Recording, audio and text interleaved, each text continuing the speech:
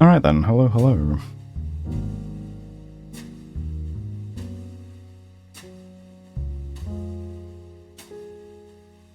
Hey, old manny.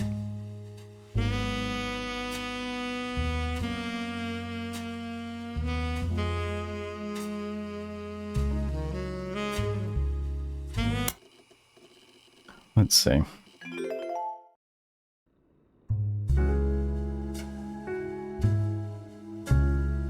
Alright, surely today is the day we box this off.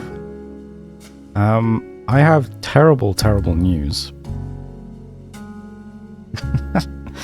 Yesterday when I was sorting out the VODs for this game, I noticed something that I think may be the key to solving this position. Apparently, I noticed something in the profession list. Baby is in fact a profession. Which, I don't know, it would not have occurred to me. In fact, doesn't the note specifically say, maybe I'm wrong, what did it say? Oh, ages 5 to 18, okay. Maybe I was supposed to pick up that that's not that, I don't know. But, okay, baby is a profession. If this is the only thing I had wrong, I swear to God, let's find out. Son of a bitch. Okay. Well. Alright then.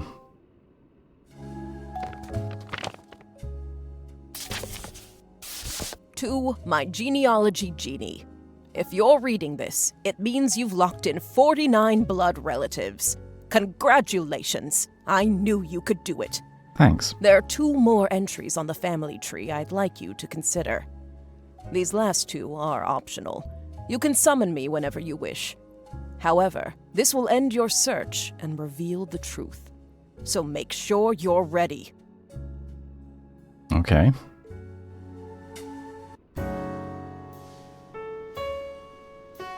There is an EC.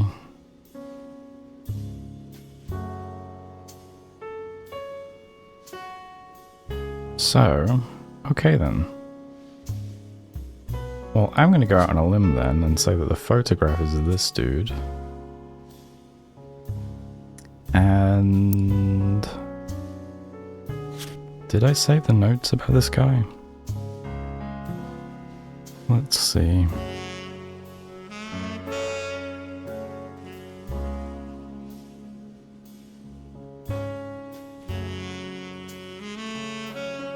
Although there was this thing as well.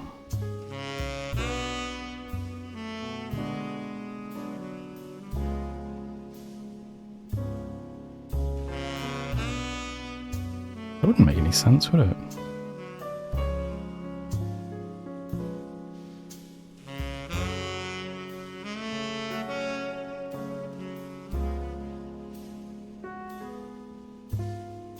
Oh, right, this is pop, right?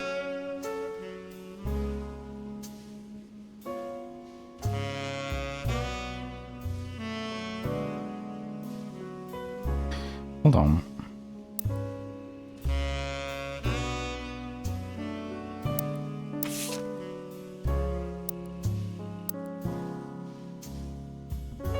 Okay. Right, first things first, where's my notes about the farmhand EC? It's gonna be in the book, right?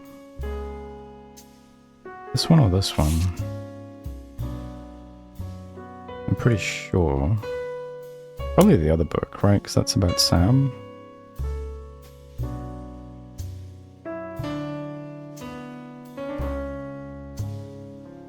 Let's see.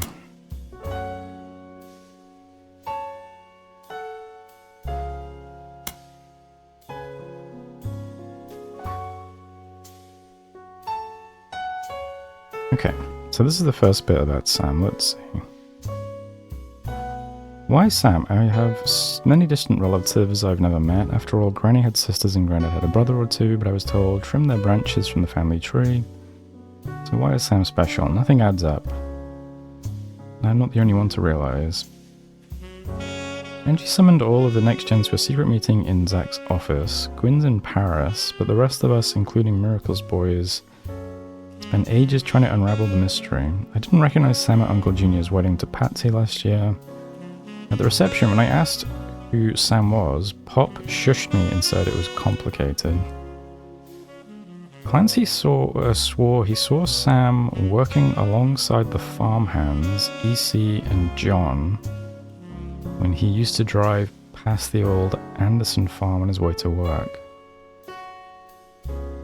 Upon hearing that, Zach checked the records and managed to confirm all three are on the books. Do I have a John? Oh, I have to type it in. Interesting.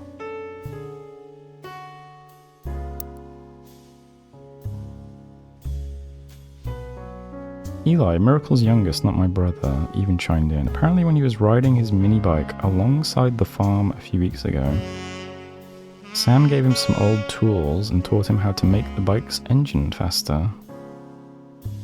None of us think that proper for a multitude of reasons, but Eli certainly seems thrilled. Do I have to find your profession? Oh, okay, farmhand. At the end of the day, nothing explains why an outsider has cozied into family affairs. Okay, and then... where's the other book?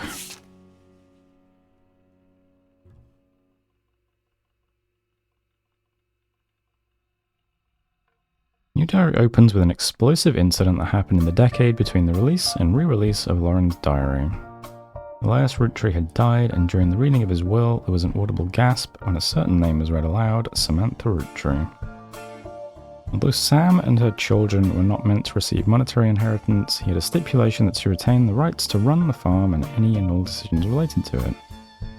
It was then that the scandalous secrets came out. None of the 5 pieces were surprised, but it was quite a shock to everyone else, including Sam. You've been told her parents died. Apparently, Sam was the illegitimate daughter of Elias Jr. and Patricia Christensen. Okay. That's the real story. Patricia and Eli Jr. harbored a secret romance at the age of 16. She became pregnant, and after birth, her father refused to let her see Eli Jr. ever again. The baby Samantha was sent to the Roottrees. Elias hid her away with a local farmhand known as EC. Patricia was married off to a much older man and sent away. That was the end of that, almost. None of the next gens had ever met or heard of Patricia until she unexpectedly reappeared, now going by Patsy. After Patsy's husband died, she reunited with Eli Jr. and they finally married in their 50s. Eli Jr. had never taken another lover. Okay.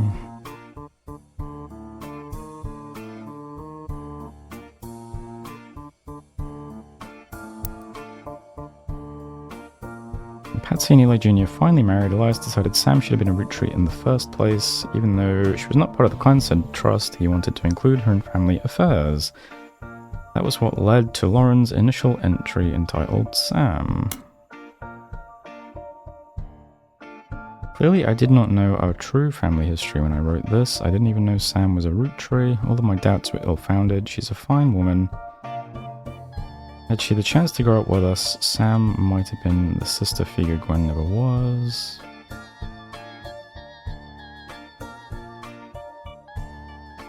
What I'm most ashamed of is not figuring it all out myself. Sam's a spitting image of Patsy with her jet black hair and green eyes. She doesn't have the thick glasses Patsy did, of course, but I guess that skips a generation. Her children have that covered. It's hard to explain the look on Pop's face when they read that the farm's operation would pass to Samantha Roottree for as long as she was willing.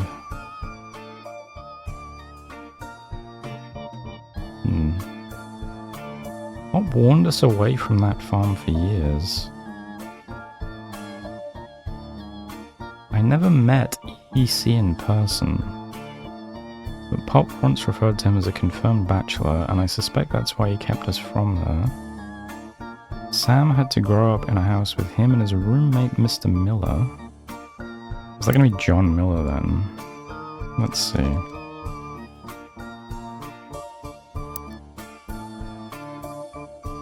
I'm not sure Sam will ever forgive Uncle Junior or Patsy.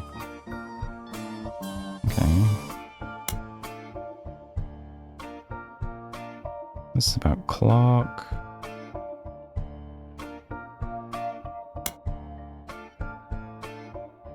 This is about their names.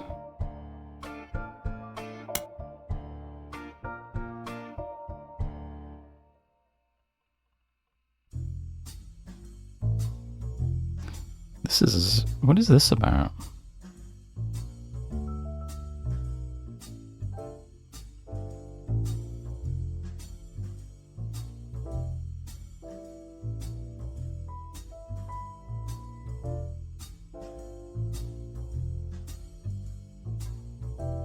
Me and Pop walked home in town and she hugged him.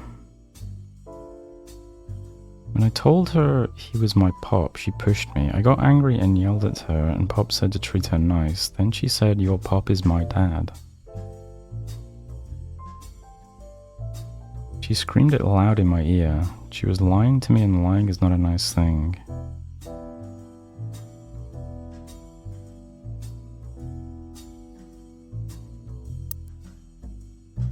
Okay.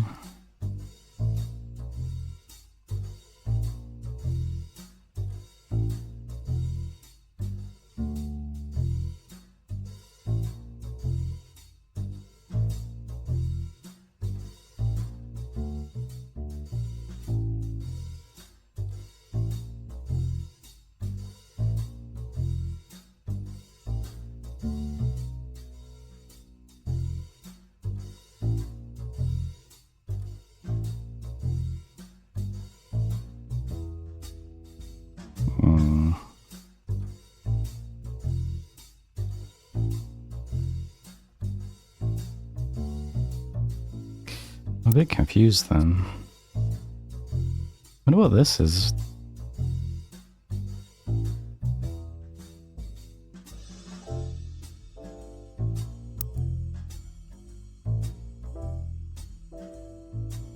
Even if this really is her dad, it wouldn't change much, would it?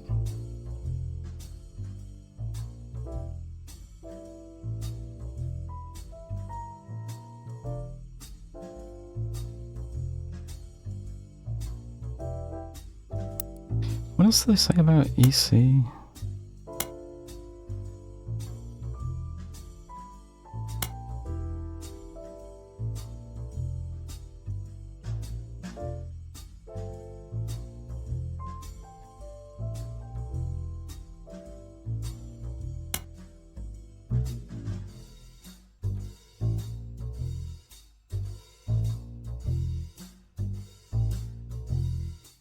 How much control do I have over the card placements on the board? Zero. It was already like this.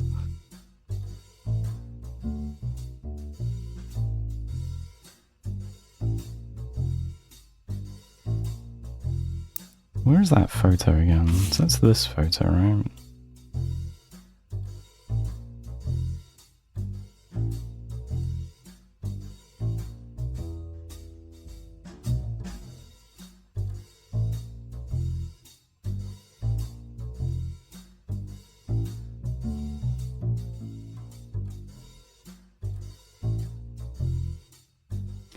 What does it say about this? This picture was famous in our house. Angie and I both wanted to be in the photo since Miracle was in it, and the three of us were all about the same age. We were told only the 5 pieces, which really didn't go over well. Eventually, I suppose to stop the tantrums, they posed us in front of the camera with Mr. Morden.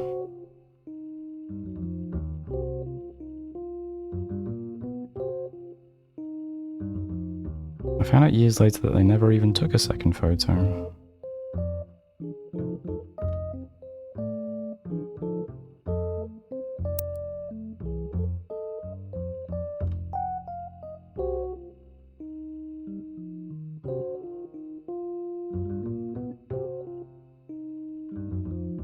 Okay. Is there any chance that, what's his name? John Miller shows up anywhere?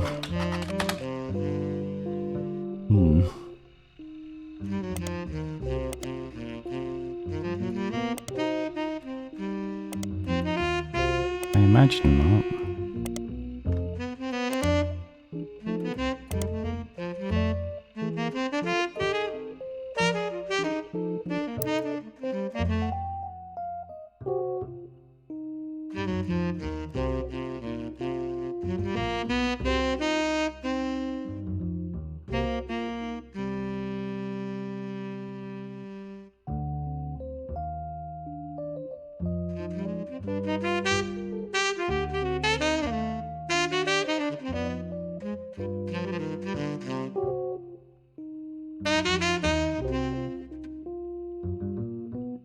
This is also just a text box, yeah.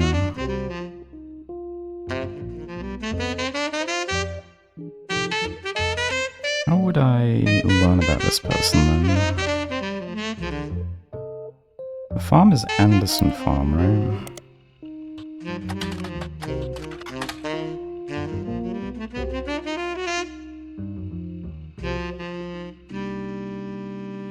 Pictures, including a famous picture of Elias and Gwyneth. Before marrying Elias, Gwyneth Roottrees was Gwyneth Anderson. He had no brothers, so as the older sister, she was to inherit the Anderson Maple Farm so long as she married. Before Elias took over, the farm produced only syrup. The success was not immediate until they decided...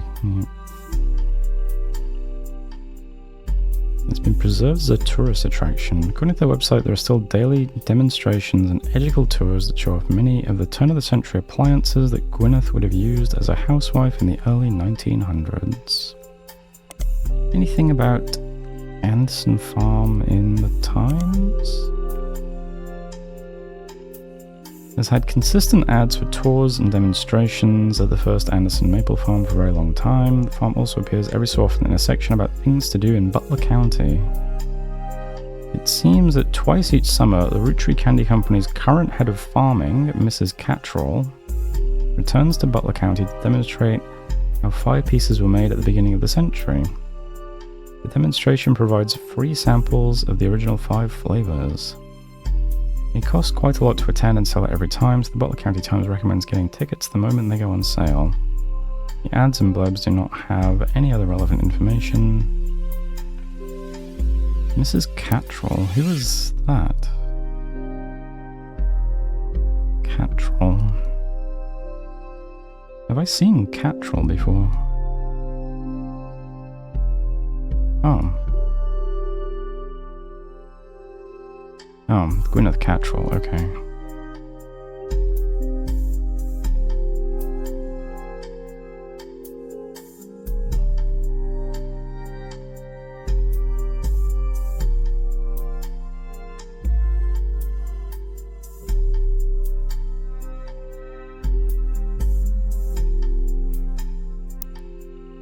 Let's see. Long shot. Gwyneth, was that? Gwyneth.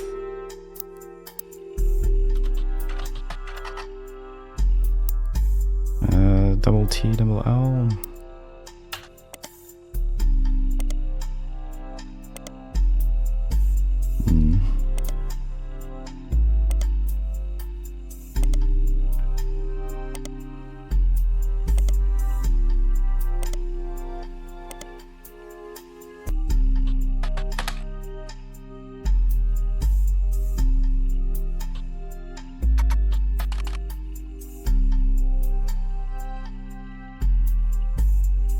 Oh, that's showing me... Oh, this is Gwyneth Roottrees, isn't it?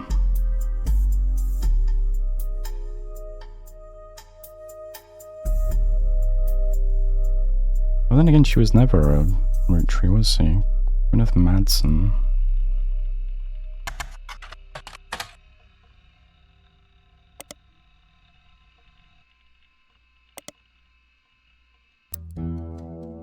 Sam Cattrall.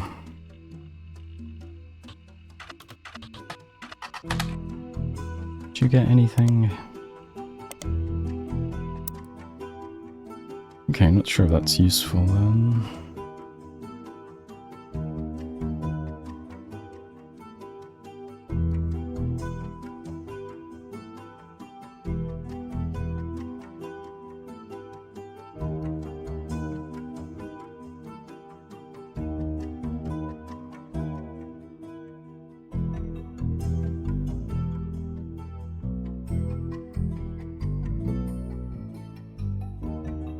I wonder if this guy had a brother named, like, Elias Clancy or something.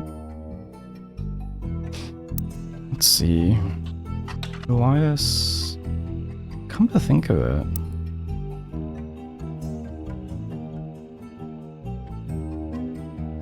Where's that, What name do you say you got mail for?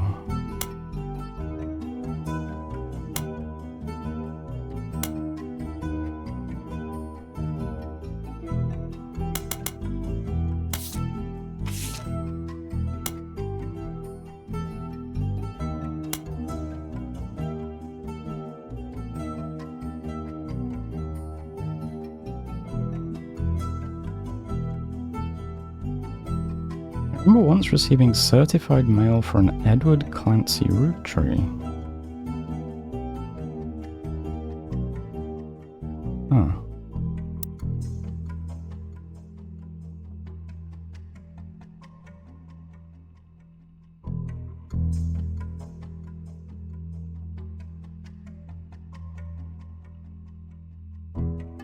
I wonder... I could just type that in. How would I confirm that? I remember searching for that name, but it doesn't...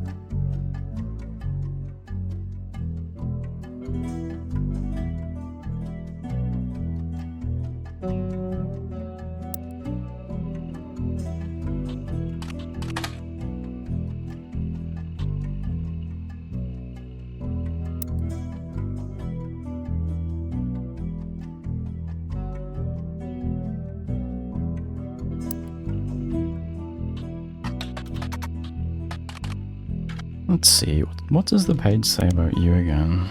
Does it say you had any brothers?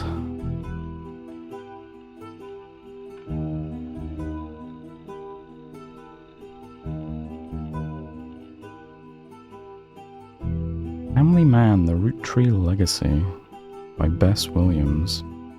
Did I ever look that book up?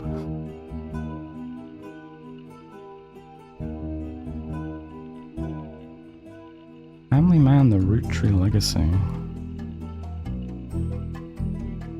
by Bess Williams.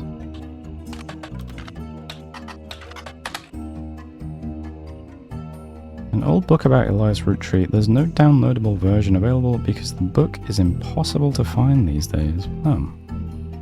That's not super useful, is it? Bess Williams was an author born in the late 1800s. She lived just outside of Miami and died tragically young in a major hurricane that struck the area in 1926.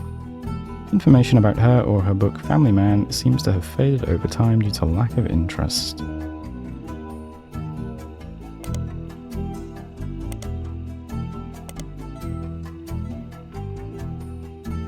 A very poorly received book about Elias Rootree. It's impossible to find a copy of the book these days. Okay. Well, that's not very helpful, is it?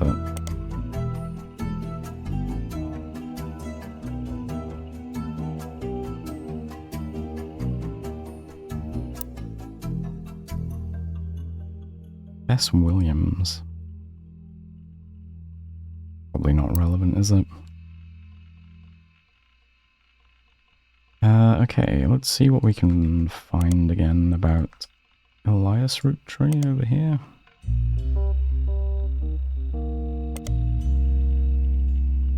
Almost everything you find in the first few pages. Strong focus on family.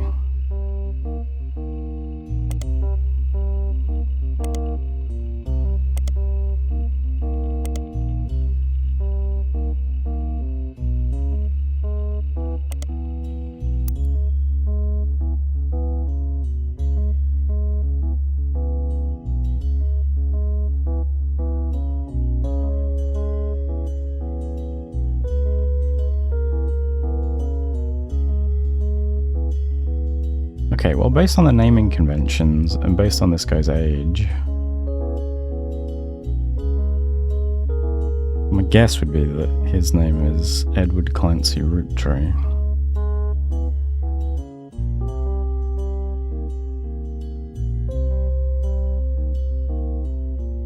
But I mean, I don't know if I'm going to find something that spells that out for me, am I?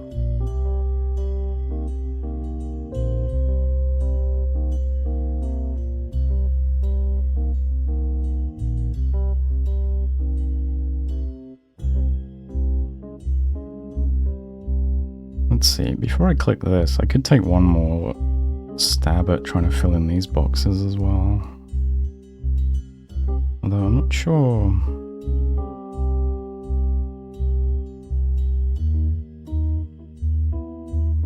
What could I have missed? Which pieces of evidence is there? Oh, nothing has an intuition on it anymore. I guess I'm past that now. So let's see. What's that other picture of Miracle? Is it this one? That doesn't get me anything, does it?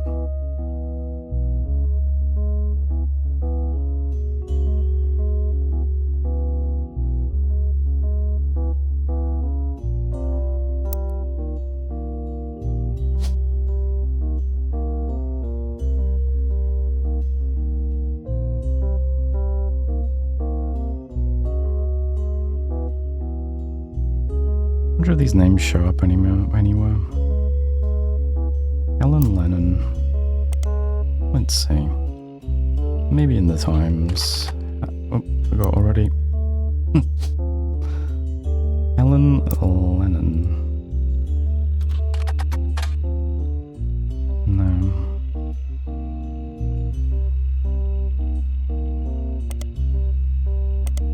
I suppose they'd be starred if they were going to show up on a web search, wouldn't they? Who else we got? Joan Monroe.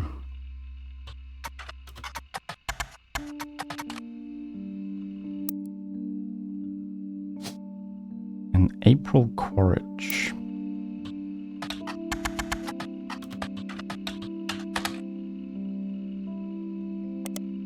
Such a strange name.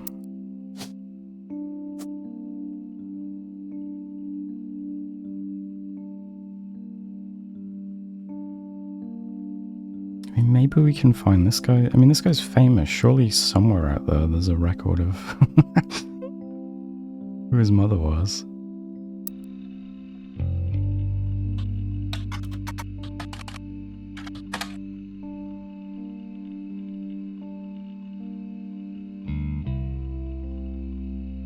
This is just about him.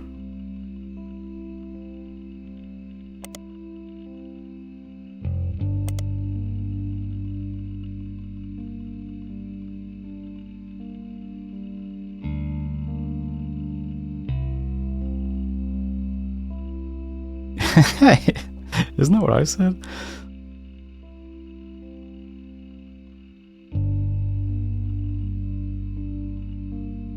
Former Butler County resident enters disco charts. There isn't much to the article other than what you already know, but it does mention that at the time, Jim and Diamond had a 2-year-old daughter they named Candy. Okay.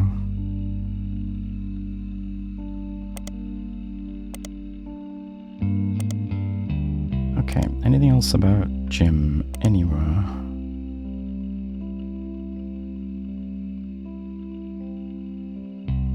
Diamond and I were in C&J&D with my cousin and his ex, Clark.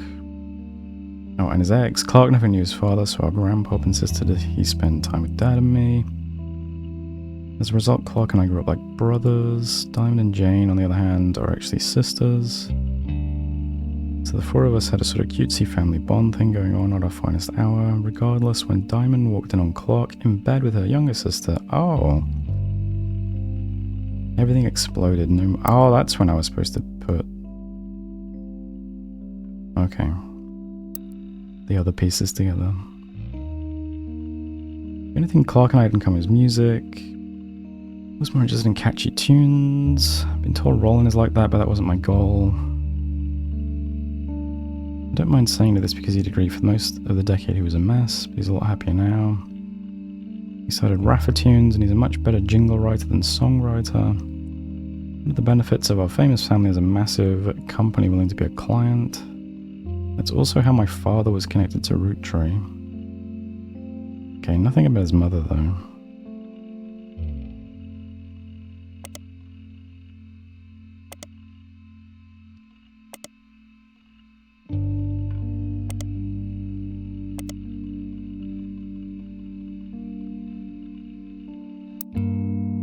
I wonder if Lauren wrote anything.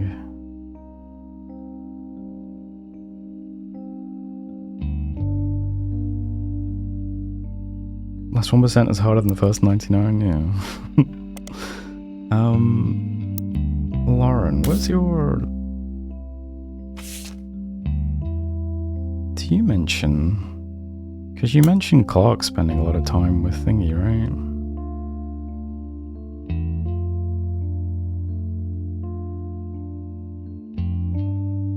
Loss of Jacob.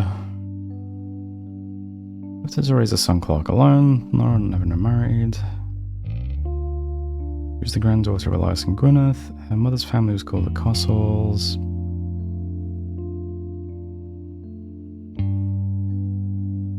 Okay.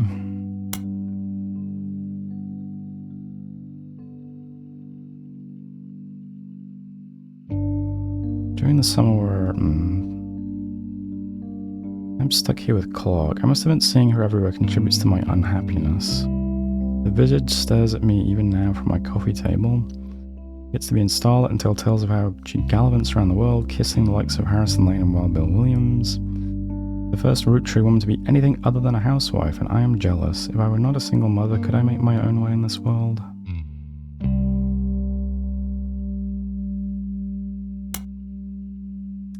Dynasty.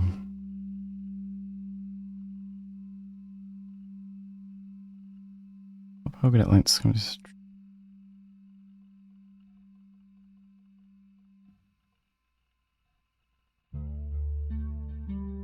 Ask Clancy if it ever came up that a woman could take over. After all, Angie's older than Zach, and I'm the next old Zibazole, but he just laughed.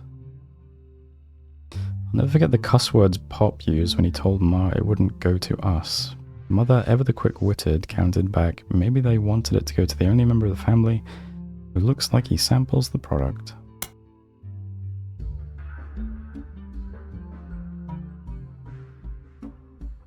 Where's Clark?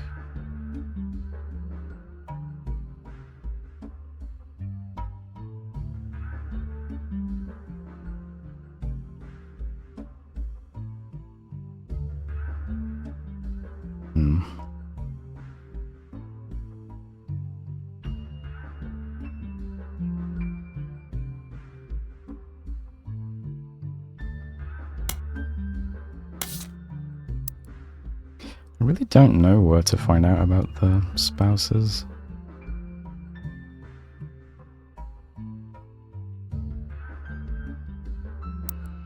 Edward Roottrees, do you have any hits?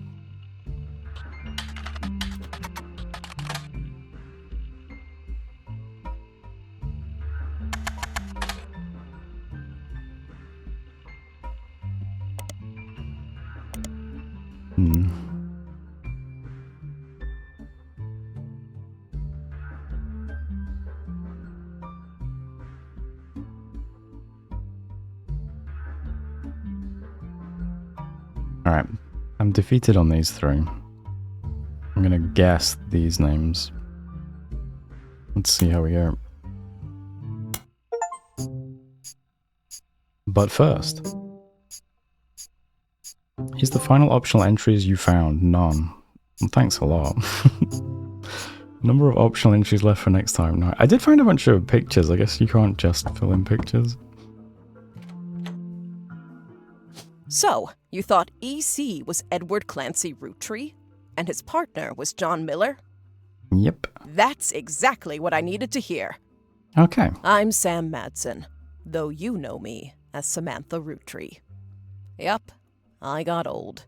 The only picture you have of me is from 40 years ago.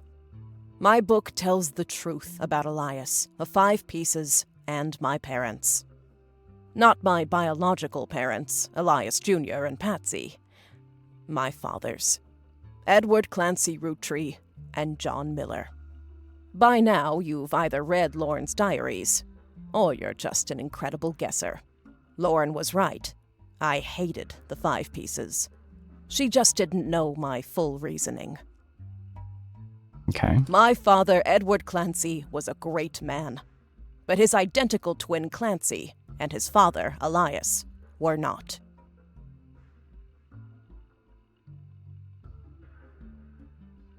Oh. Okay. It's not the direction I thought that was going, but okay, sure. I thought this would be Elias's brother. At age 16, my father was caught kissing a farmhand. Back then, they wouldn't even acknowledge gay people existed. Having one in the family was unthinkable. The same year, I was born. A bastard granddaughter. 2 stains on Elias's perfect family. He decided to fix both. They tried to erase Edward Clancy. They even removed his 5 pieces flavor. His name was deemed a dirty word. He became EC. Oh, is that why it was talking about?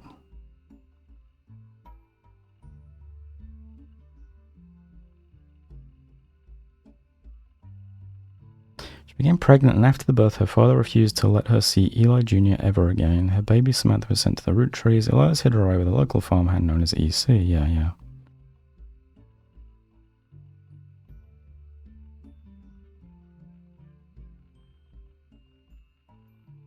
Have I not seen this piece of evidence? Where is this from? I don't I don't remember that. We were sent to the farm, and the 5 pieces did their best to keep the next generation away, to isolate me from family. But Elias couldn't erase us from existence. Laura never realized I was the little girl from her diary. Okay, so I thought... Okay, that's why this was confusing. So they were twins. It wasn't that someone else was her father. Okay. Who could blame me for being so confused that day? Her father was an exact copy of mine, except without the beard.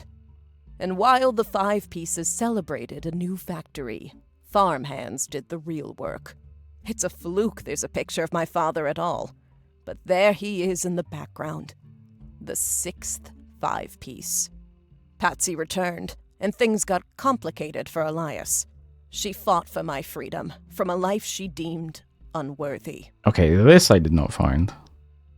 How did you get this? How awful is it that such beauty was ripped from its rightful fate and worse, sent to live in possession of your brother's twisted twin, an outcast forced to a life of labor under a wicked relative? Alright, I missed a whole ass book somewhere. Elias relented, so long as I never learned the truth or receive inheritance. They knew I'd help my father. At Elias's will reading, I learned part of the truth. The rest I learned at home. I began to hate the 5 pieces. My father made me stay silent. He was worried history would repeat, and that his grandchildren would become outcasts. His fears weren't unfounded. As you know, my son Ernie died a few years ago. He had trained to take over as president. Yeah, what was that about? But due to family politics, or perhaps hubris, it went to Guy, a real Roottrea. He nearly ruined the company. And then what happened to this guy? When Ernie took over, he saved the operation. Over 13 years, he made the family billions. Ernie earned about $36. Damn. Same. That's like my YouTube career right there. They got by on Debbie's salary, but when he fell ill, he couldn't pay his medical bills. His death was my tipping point. Originally, my book was meant to expose Elias's hypocrisy. Until I started to look into the other dirty laundry. Television screenwriter Robbie Roottree was allegedly quietly tried and convicted under the name Robert Roottree in a French court of law. It seems he allegedly embezzled... Yeah, I remember this, okay.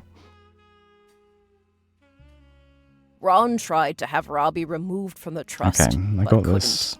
Robbie was a blood relative, even out of wedlock.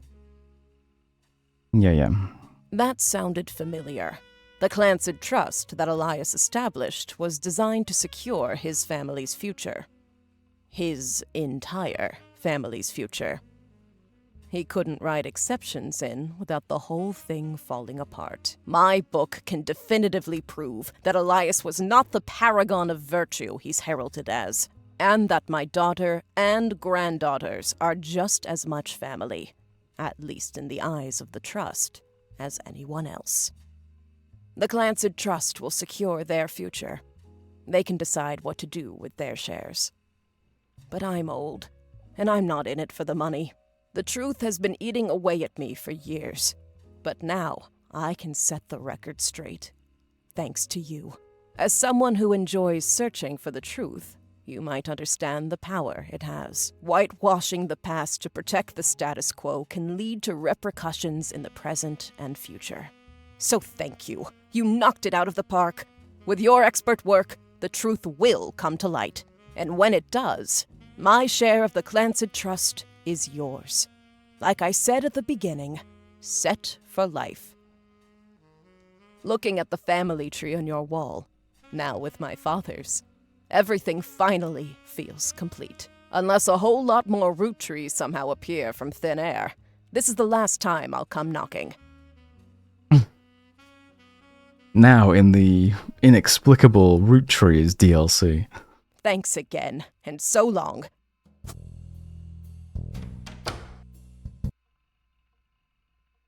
We're rolling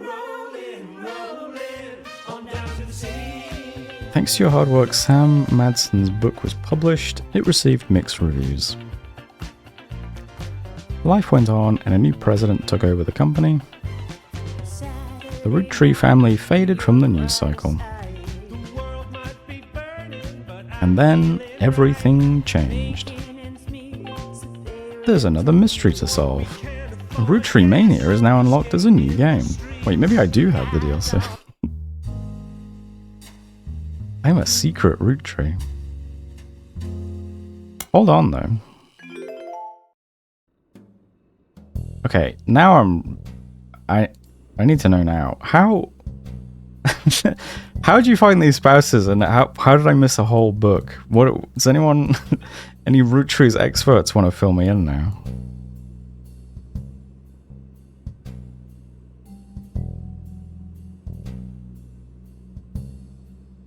Because I am curious.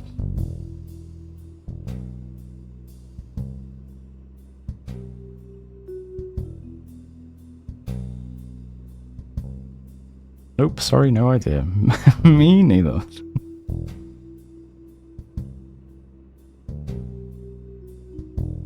Oh, that sucks. Let's see, I can't even remember who the book was written by. It was called, like, Steamy Correspondences or something.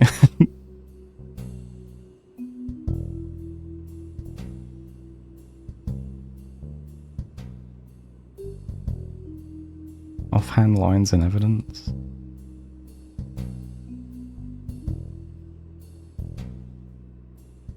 Did I ever just search for Sam Roottree?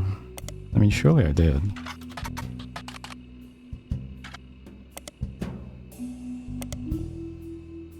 Hmm.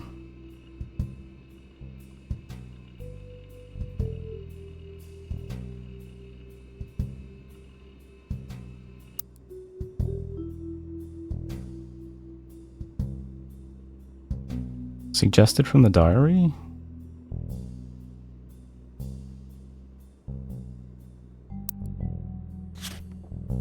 What diary?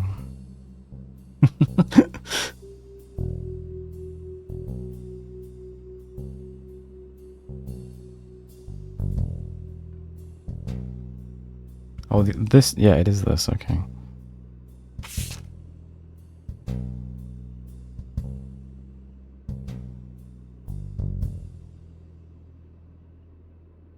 Oh, hold on, what's the first one?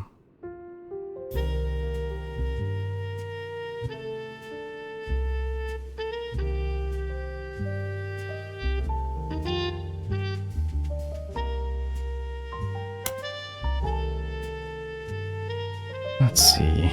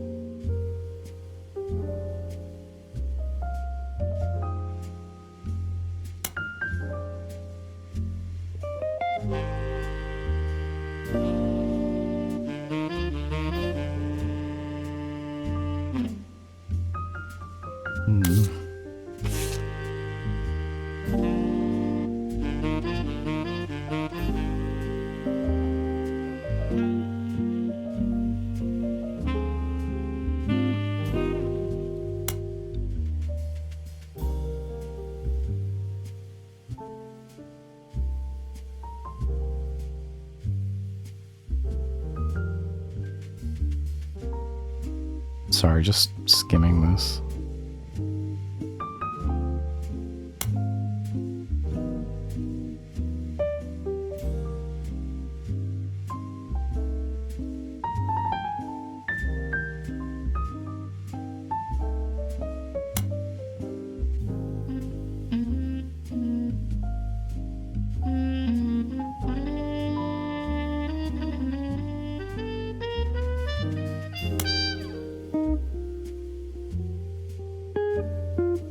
Yeah, I don't know. Is there? Can you search for? I don't think I ever tried. Can you just search for an author and? Oh no, that's a shame.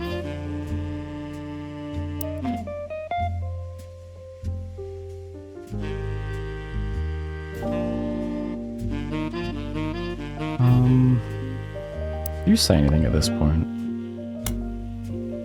Remember that History of Candy book from earlier? There's a little detail about that book you may have skimmed over. Oh yeah, what, where was the EC thing? History of Candy book. Here's the old ad. Wait, so I need one that's even older than this? I don't know where you find that either.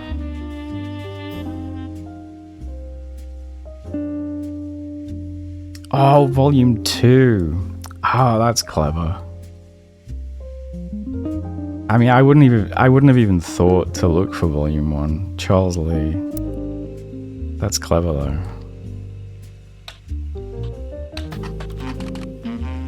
Thanks, Rubber Duck.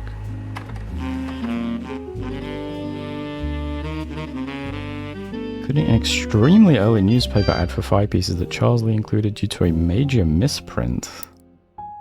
I see, okay. So that would have given me such a massive clue.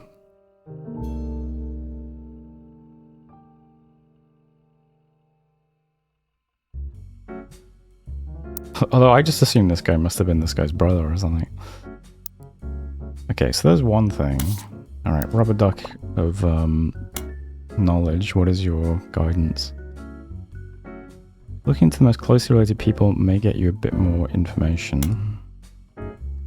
Sometimes looking into people's spouses can help you find new information. Well, how do I find the spouses? Elias Jr.'s wife sounds like she came from a well-known family. Maybe you can find more. I assume that's wait, Elias Jr. Elias Jr.'s wife. Interesting. Patricia Christensen. Oh, is this who wrote the book?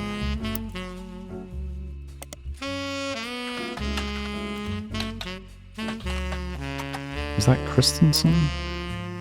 Christensen, Patricia. Can just highlight, can't I? Oh, not from here, okay.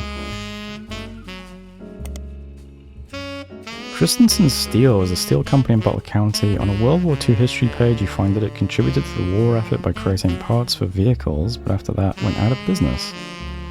Christensen Steel and Patricia Christensen both are mentioned in a book review for Steamy Correspondence by Tina Angelina. Okay. But first, anything more about you in... Some are old birth announcements. Then owner Matthias Christensen. The only name that looks familiar is Patricia Christensen, the third of his 4 children, was born in 1908. There was a front page article in 1944 stating that the Vice President of the United States had stopped there to visit the factory floor. The company stopped being advertised around 1949. Around that time, there was a blurb stating that Matthias was stepping down and attempting to sell the company. Well, there we go.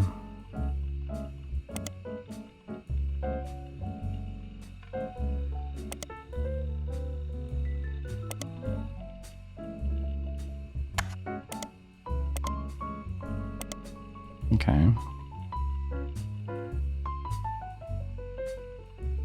Steamy Correspondence by Tina Angelina.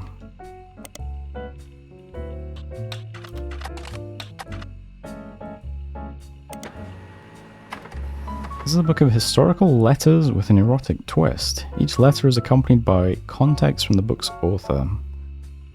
A letter from the book has been added to your pages. In 1934, someone who goes by Patch wrote a letter full of innuendo to an unknown gentleman who it is clear she had a romantic history with. Patch is thought by the book's author to have been Patricia Christensen, a daughter of the owner of Christensen Steel. Her nickname was Pat, and CH were the first 2 letters of her last name. And Patricia Christensen was known to appreciate wordplay like this. Patricia, who would have been in her mid-20s when the letter was written, was married to an older man of no notable status. The letter was most definitely not to him.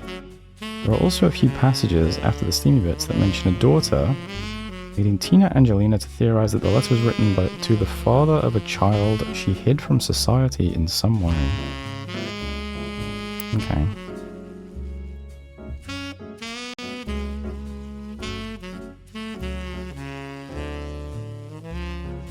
Right.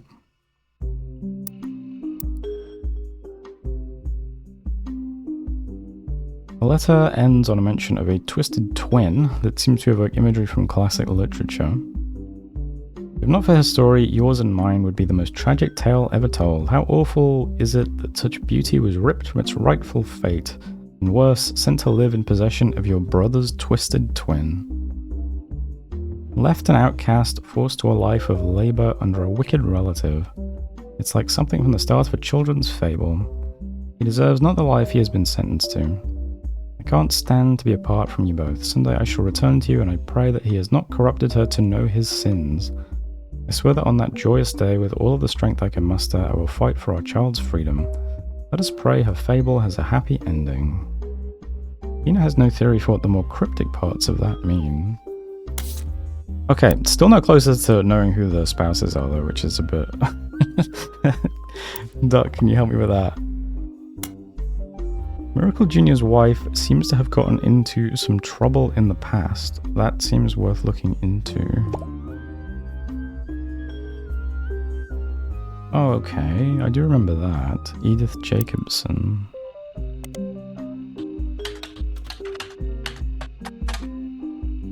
You You found a link that seems to be a partial and corrupted list of archived articles from the Butler County Times. The article is cut off. It mentions an Edith Jacobson and an arrest. Maybe this is the article I've seen. There's a Crime Blotter article about Edith Jacobson that also mentions a Helen Roottrees. Okay, there is a Helen we're missing. So that might give us that. Now, Lucinda Jacobson. Is that anything? No. In 1971, when she was 18, Edith and her sister Lucinda were arrested for... Okay. Were arrested for trespassing at the Miracles Congregation Church in Butler County. They were pretending to be church employees in an attempt to get into the room where the church houses their weekly tithings. The church didn't press charges. They were caught by Helen Roottrees, who was there at the time while her husband, Miracle, was away preaching. Okay. That's kind of weird then, isn't it? Does that mean... Oh, Helen Lennon, okay. Helen Roottrees was quoted as saying, "Jesus forgives and so do we. The Lord works in mysterious ways, and I am confident He has brought these young women to us for a greater purpose." Okay. So that's where you get... Is that... Maybe, I guess all of these come from me not searching for, like, spouse names when they come up. I guess that was my... That's the lesson I should learn. Because if you see someone's spouse get named, maybe it's not just so that you learn the spouse's name. Maybe it's so you can follow it. Let's see if the next hint is search for someone's spouse's name. Jim and Diamond seem to have released several notable albums. Have you looked into them all?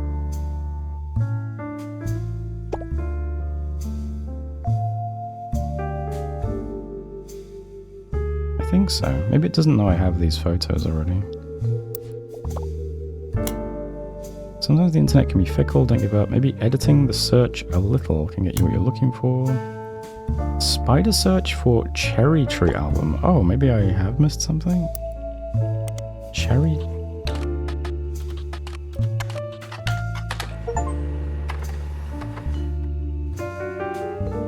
An album by Jim and Diamond released in 1995. It wasn't professionally reviewed, though die-hard fans of Jim and Diamond online say it was a return to form. The CD was apparently so hard to find in stores that some fans have resorted to selling cassette bootlegs of it. There's a music commerce website that claims to sell the album, but it's sold out at the moment. You do find a short sample of one of the songs called Sun that you added to your evidence. Where did I see this album named, I wonder?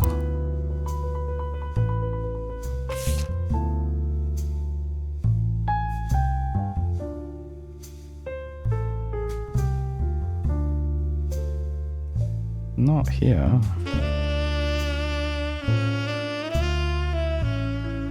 Alright, back to searching for Jim Roottrees.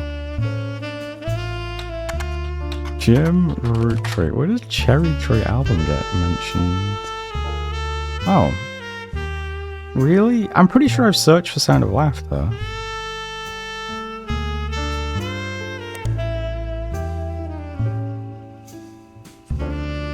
Yeah, I've definitely searched for that one. Oh, and then this says it's too general a term, right? Oh, okay. Okay. So I had to put album on the end? Man.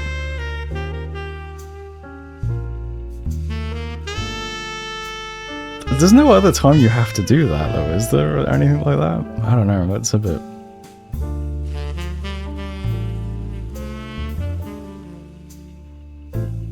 Okay. What does this give us? Cherry Tree. Cherry Tree is an album by Jim and Diamond, and one of the songs is called Sun.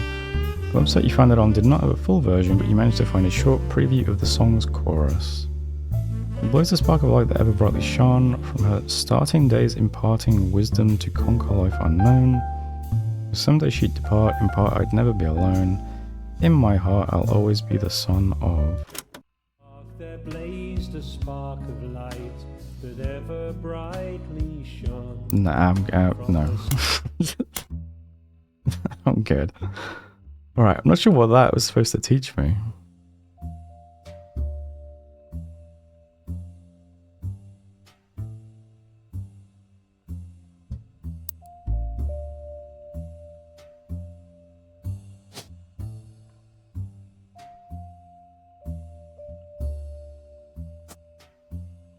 Does it? Oh, Joan. Okay. Yeah.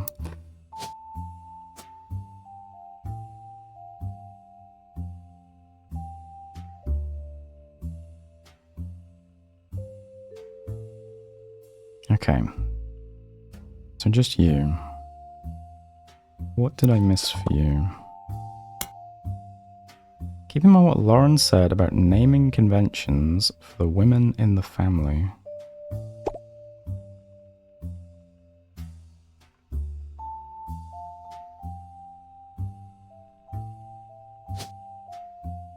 Oh! Because her name is April and her daughter's name November? Come on. Alright. Interesting, that's everything filled in, but... What, maybe I don't have the photos correct or something?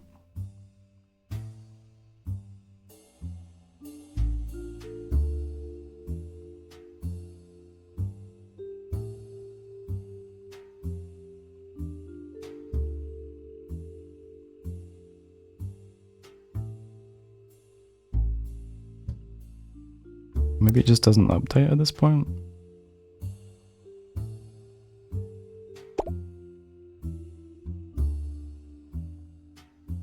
I don't know, I'm not too fussed if I got these photos wrong or something. I was just interested in what the other information was. Okay. Alright, some of those last bits of information were a bit difficult. But okay. Alright, that's that then. Definitely missed something with the photos. Alright, I'll take one look.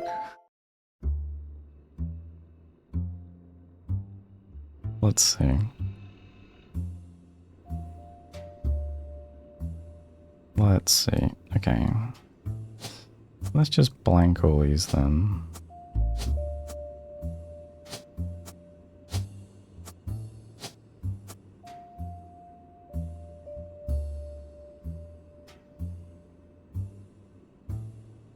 Okay.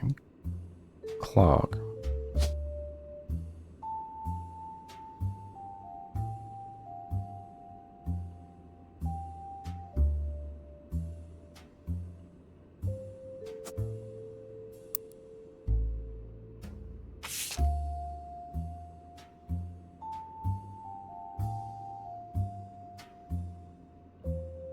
Very explicit clue. I mean, I assume these are a couple and these are a couple, right?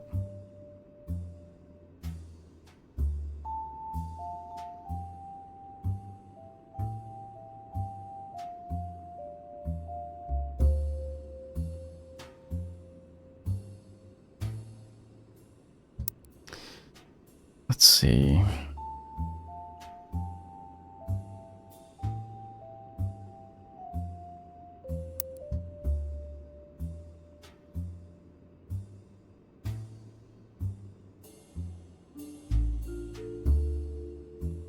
Do I have a better way of telling who's who, though?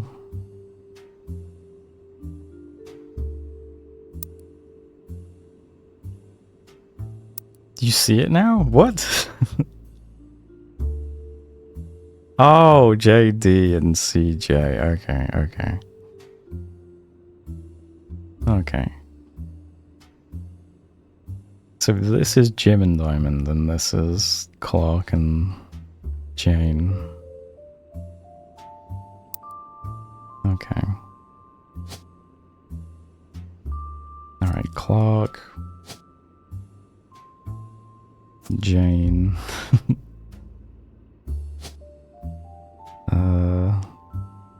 diamond. Jim. Okay. And then, yeah, I assume that is Clark because of the smile. And that's Jim because of the hair. Still nothing? Am I still fucking this up, or does it just not update?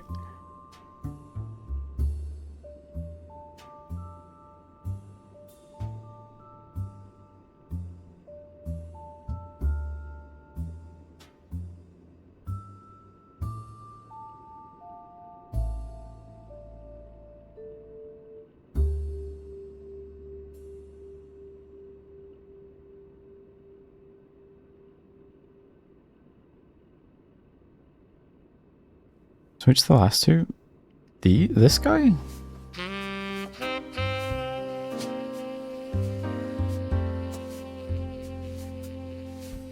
That's crazy if that isn't Clark. Well, let's see. No, okay, I don't know.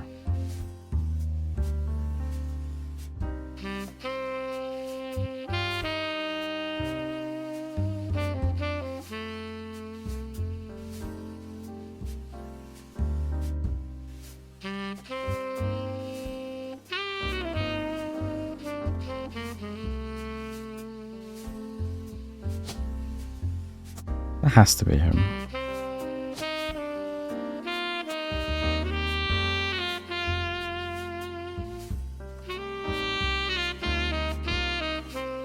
Maybe I have to click this and it'll update whatever's correct, maybe? Oh yeah, because it does this thing, doesn't it? Oh yeah, okay.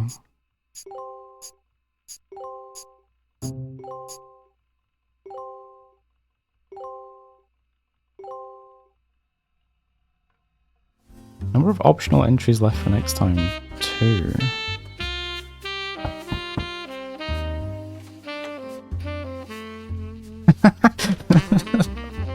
That was pretty funny.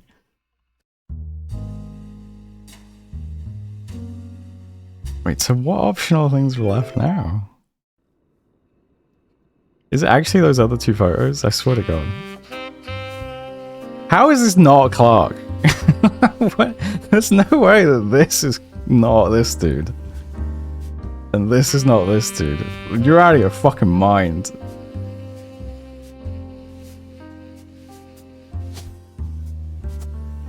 I don't accept this reality, I'm sorry. This is an error. I don't accept this.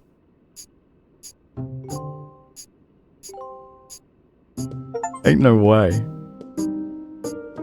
Alright, there we go. I didn't really do it. The rubber duck did it at the end though, but...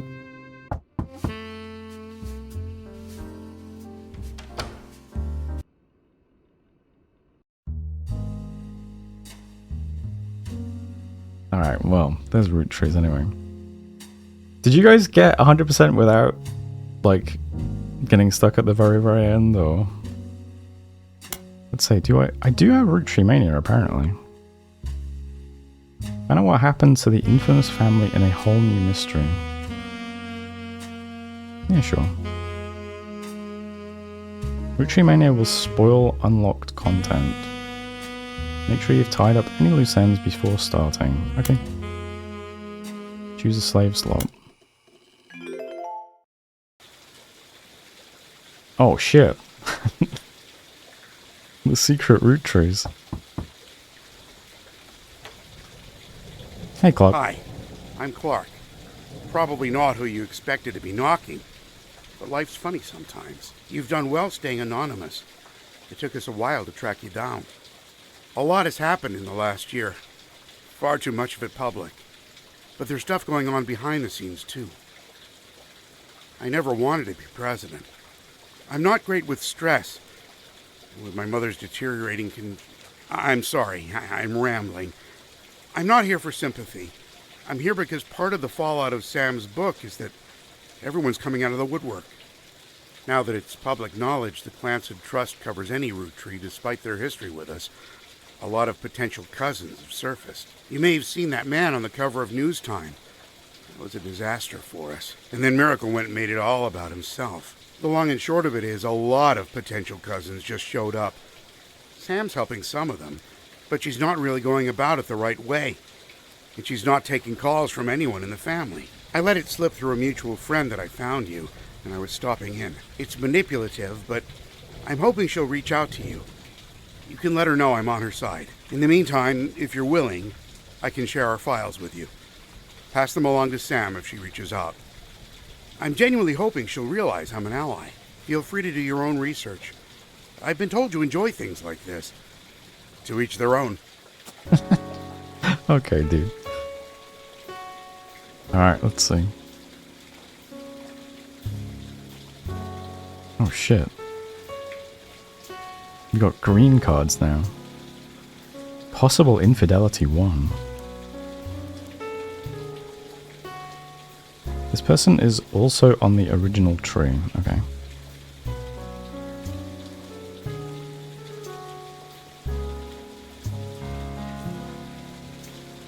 Okay, so based on the fact that, what,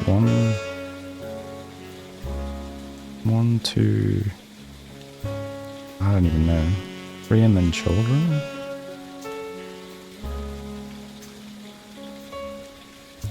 Oh, it says the year anyway. Yeah, this is going to be really old people, isn't it?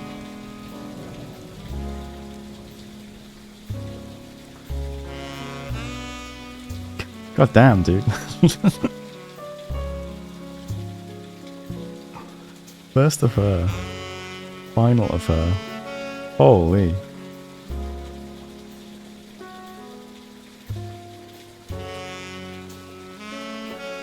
You can open this envelope after the whole family tree has been filled in. You'll have to be extra sleuthy this time around to deduce the truth. Pay close attention to what you find and be sure to look into loose ends. Okay. Family tree update.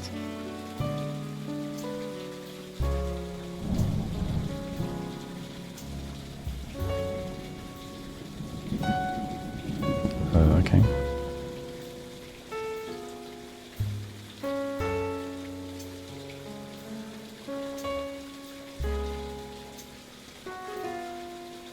Okay. Let's see. Previously on The Roottrees Are Dead. This is a new investigation with a new focus. After many months of newfound interest in the Roottrees, it is recommended you try to catch up with some of what happened since the last time.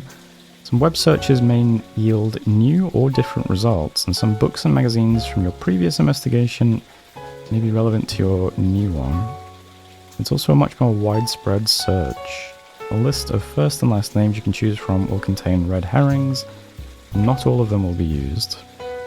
Below is a reminder of some of the most notable beats of your initial dive into the Roottree family tree. All evidence from before is still available, and for your convenience, any searches that do not lead to new information still function as they did during your first investigation. The Roottree Candy Company was founded by Elias and Gwyneth many years ago. The entire family has a financial reliance on the health of that company.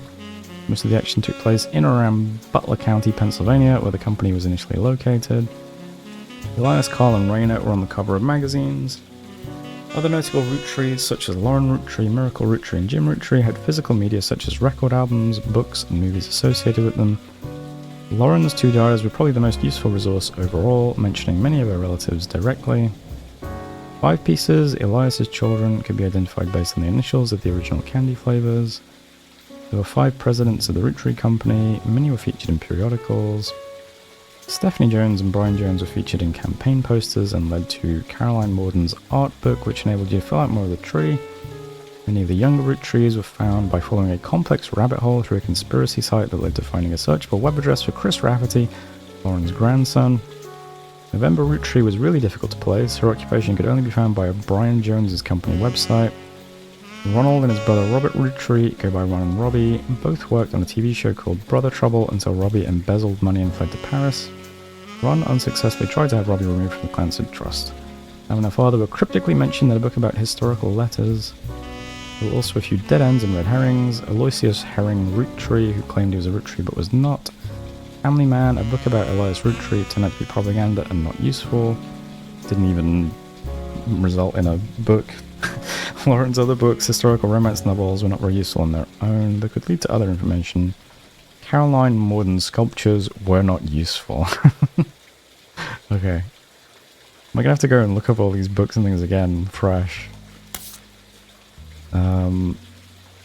Unexpected visitor. You mentioned a magazine or something? What was it? To both of you, the company I hired to help us with the Clans of Trust is busy pouring through the entire family's histories of people that may have had contact with. That said, the family is not particularly happy with this and are doing best to slow things down. Many of them are actively avoiding our interviews. Every time there's a high-profile public case, it causes headaches, so please, I don't mind if you do your research, but I ask that you stop going to the press.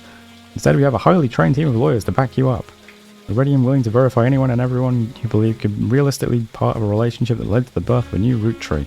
Just tell us who to investigate by filling in the new section of the tree, and we'll take the time to handle verifying that the timeline checks out.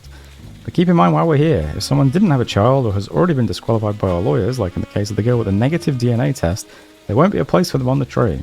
We're not just looking for affairs and infidelities, we're only looking for the ones that led to potential new root trees. Some spots in the new section will be marked with a tree icon. Those areas are reserved for members of the original family tree you filled in 8 months ago. Just like last time, be sure to use birth names for everyone you add. Married names or nicknames won't be enough. To start sorting out the infidelities, I recommend you turn your eyes to the men in positions of power.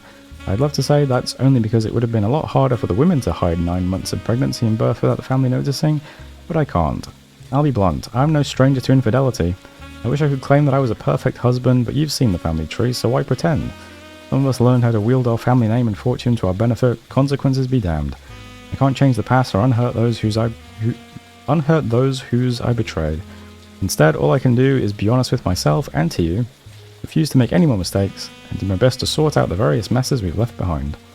So please, fill in the tree, and together we can figure out how to begin to make amends. Good luck, and thank you both. Okay. It's not telling me where. Maybe this will. It is not. Am I crazy, or when he knocked on the door, did he not mention a magazine or something? Today is August 3rd, 1999. It's been 8 months since you helped Sam Manson with the research necessary for a book. Sam was true to her word and paid you an incredibly large sum of money. He never mentioned you by name, however, so you've managed to keep a low profile. The Roottrees, on the other hand, have not. Below is a summary of notable events since the book's release, though you can refresh your memory in full detail by searching online. 6 pieces. Sam Manson's book about Elias Roottree was released in February. Okay, 6 pieces by Sam Manson.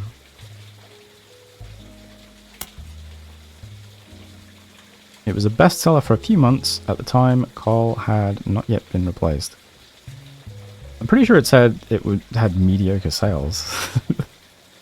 Who wrote this? Did Sam write this? The Roottree Rift. In March, the Roottree company stumbled publicly as they attempted to respond to the book's release with multiple conflicting press releases and a clear lack of leadership. Clark Rafferty LaRue. Clark was announced as the permanent successor to Carl Roottree and welcomed Sam Manson to the family officially. The company hired an outside legal group to handle the changes to the Clans of Trust. This included any other new questions of lineage. Do I have a search for Clark Rafferty LaRue? I guess he'll have results now anyway.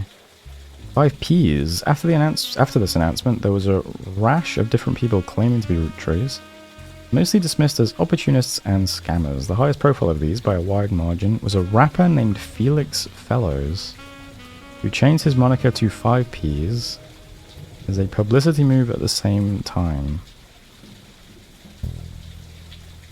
Okay. 5 Ps is the only notable person on the updated tree. Alright, Felix Fellows, aka 5 Ps. Roottree Mania. In another high-profile misstep, Miracle Roottree publicly and vehemently denied that 5 Ps was a Roottree. The Rootree's legal team then offered to do a DNA test to get 5 Ps to drop his claim, and in a moment that caught what seemed like the entire world by storm, the test proved he was a Roottree. Suddenly the world was obsessed with the Roottrees. Okay. Might as well search this again then, right? Anonymom and Jane Doe Roottree. In July, an anonymous woman, who the press began to refer to as Anonymom,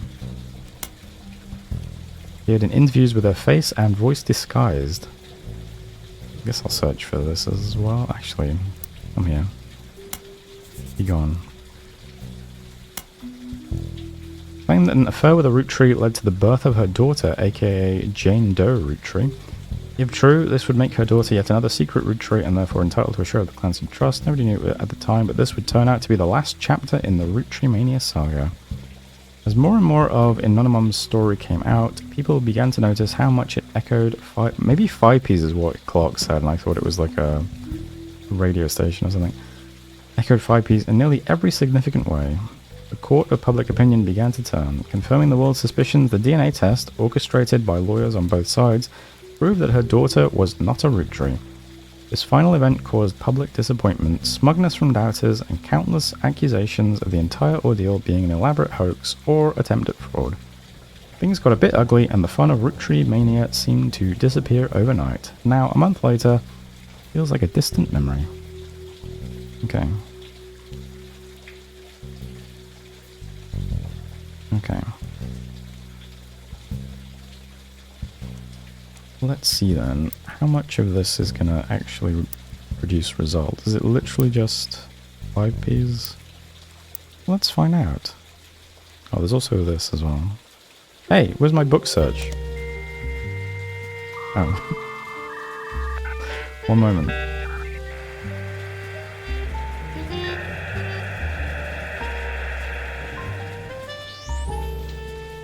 Okay, there we go. Since we just earned $10 billion, I thought maybe we'd have a better computer. Maybe this is state of the art from 1999, I don't know. Let's see. 6 Pieces by Sam Madsen.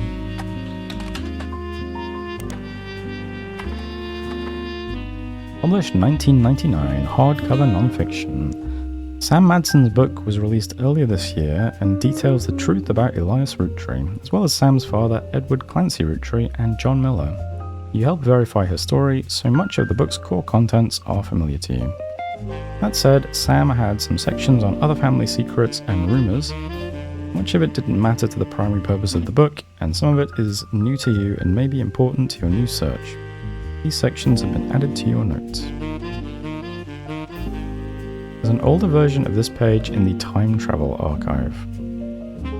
I assume you mean the main page and not this search, because... yeah, okay. Does 6 Pieces have any online results? 6 Pieces Unwrapping America's Sweetest Family by Sam Madsen was released in early 1999, and perhaps assisted by the still relatively recent plane crash, shot to the top of the charts. Reviews were mixed. Oh, mixed reviews, okay. And its time on the bestsellers list was limited to only 2 months. Most reviewers agreed that the core of the book, about Samantha's fathers and the struggles they faced, was compelling, and that the takedown of the hypocrisy of Elias Rootree was deserved. However, many took umbrage with the timing of the release and the tone of the book, which seemed vindictive. Okay. Fallout from the book led to the Rootree Company scrambling to release a statement, and due to a conflict of leadership, famously released multiple conflicting official statements over 3 days. This confusing move was referenced in popular culture due to a late-night sketch about indecisionitis. But more traditional analysts have been calling it the Rootree Rift. Okay, that was also in the list. I guess I'll search that. A few months later, due to Rootree Mania, as was this. I thought these were just like Clark's notes. Maybe these are pop culture terms. The book re-entered the charts and sold even better than the first time.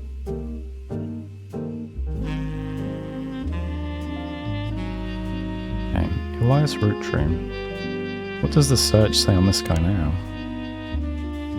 Elias and Gwyneth Rootree were never really celebrities, but the general public's perception of them as classic faces associated with the Rootree Candy Company had always been in somewhat high regards. This was Elias's intention as a family man with his family brand. Since 6 Pieces, the Candy Company has placed much less of an emphasis on Elias as a historical brand-connected figure. But there have also been those who have argued that it was his right to decide how to split his inheritance, and that he did nothing wrong. This has led to some heated television exchanges and countless op-eds. The first Anderson Maple Farm only used to be a popular tourist attraction during summer months when it had special tours. However, it has since seen an explosion of off-season business as some religious and political groups decided to visit to show support for Elias and Gwyneth's traditional values and financial rights. This rise in support was in turn followed by pickets from gay rights activists when some particularly inflammatory organizations made their pilgrimages. Amongst all this conflict, the farm has since shut down, seemingly indefinitely. The website says check back later, but has no date listed. The quotes from Best Williams' book appear to have been taken down. So that was the propaganda book, I take it. I don't remember what that was called. Family Man, I think it might have been called. Let's see.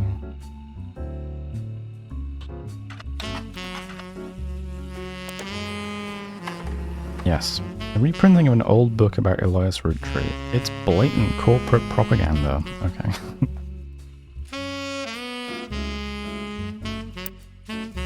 I guess I'll keep searching for these things and then we'll go through all the evidence we pick up. Let's see. Sam, does your name come up anywhere else now? Let's just do a quick... Probably not in Silver Screen magazine, but hey. Teen Blast. What are teens saying about... Nope, okay. Clark Rafferty LaRue. Oh, this will have a result on the business thing, won't it? Clark Rafferty LaRue is the new president of the Roottrees Corporation. This does not include Root, which appears to have its own new leadership. In early March of 1999, about 5 months ago, it was announced that both Clark Rafferty LaRue and Ron Roottrees would be taking over for what was essentially described as a transitional period in the aftermath of Six Pieces. About 2 weeks later, the company released a press statement that thanked Ron for his work, but announced that Clark was the new permanent president. Most of the information about Clark you knew already, many descriptions of him tend to focus on his advertising career and that his mother was Lauren Roottrees. Few seem to touch on his complex and volatile marital history. Since taking over, Clark has tried to remain out of the spotlight, but did have one notable foray into the public eye. He gained a lot of support when his first move was a statement in favor of accepting Sam and her family into the trust. This also served as an announcement the Clansford Trust would no longer be handled by anyone in the family, since due to their financial motivation, none of them could ever be impartial. Okay. Guess I should start researching all this stuff then, right?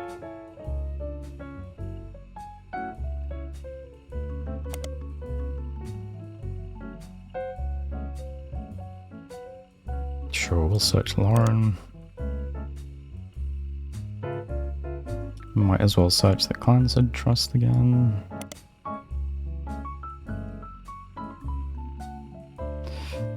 Okay.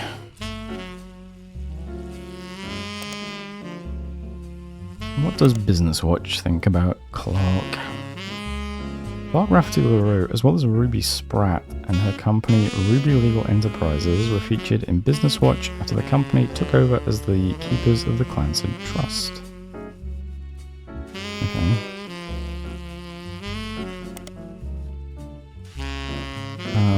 There's an article about that process that interviews both Clark and Ruby. It seems that Ruby actually approached the Roottrees sometime in late March after the Roottrees rift, but well before Roottrees Mania. An accomplished but relatively low-profile lawyer, she offered to work for very little money so long as she could be a public face to build her reputation.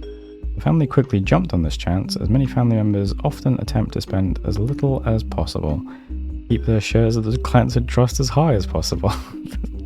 After looking over the Clansford Trust more carefully than anyone had in years, Ruby came to the conclusion that Clancy Edward Rootrees' implementation was not legally sound, and that there would be constant legal challenges without some modifications.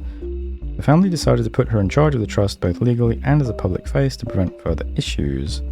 Ruby Legal Enterprises has been described as a mix between a law firm and a PR firm.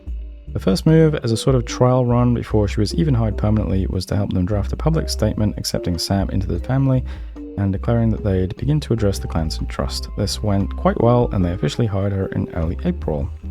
Ruby Legal is now in charge of many financial aspects of the company, including verifying any claims to the trust and organizing the various charitable causes such as scholarships that have been set up in the name of the deceased. Okay. Anything else for you? Modern Music Monthly, Silver Screen. Okay. Next up, Felix Fellows. 5Ps, aka Felix Fellows, is a rapper who has found some recent radio play after being publicly confirmed as a long-lost Roottrees and entitled to part of their fortune. His alias, 5Ps, is a play on 5 pieces. An article you find on a website known for their particularly harsh reviews of modern music gives his most recent album, Root of All Evil, 1 star out of 7 for whatever reason, with the headline, "More poser than my action figure collection." The review mentions his real name is David, and he used to go by Dirty Dave. Okay. And the author rues the fact that this rebranding was a blatant marketing stunt at the expense of his mother's tragic past. He overdosed when he was 16. Okay.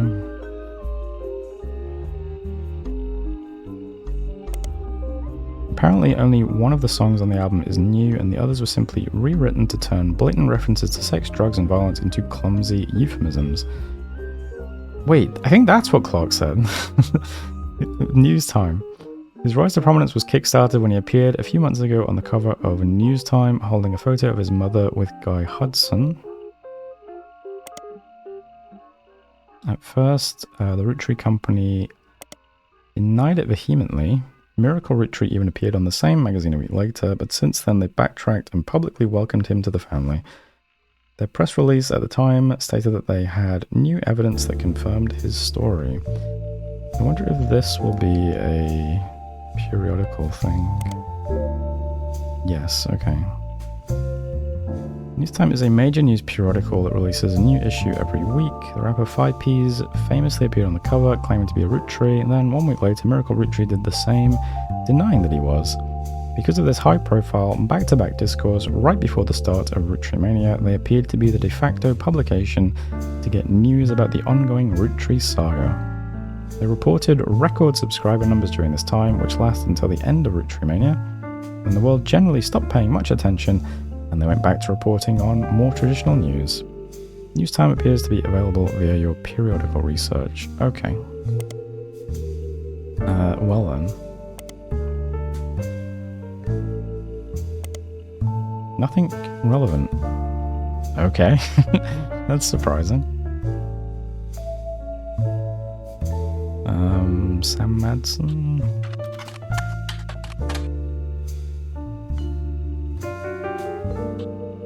Felix Fellows. Felix Fellows, aka 5Ps, famously appeared on the cover of News Time kicking off Roottrees Mania, then a week later Miracle Roottrees appeared on the cover as well. A summary of both articles as well as a close-up of the photo of 5Ps is holding on the cover of his issue have been added to your evidence. Okay. Anything else for Felix? What was his real name? His real name is David and he used to go by Dirty Dave. Probably not enough to go on, is it?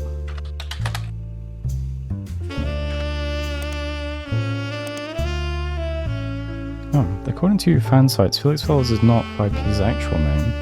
His birth name was David Fellows. Dirty Dave was 5P's previous stage name. He used to sell records and perform live shows in Portland under that name. There are some people selling his old mixtapes on auction sites. One is apparently called Dirty Devil, another Dirt Poor. Okay, let's see. Does this get anything?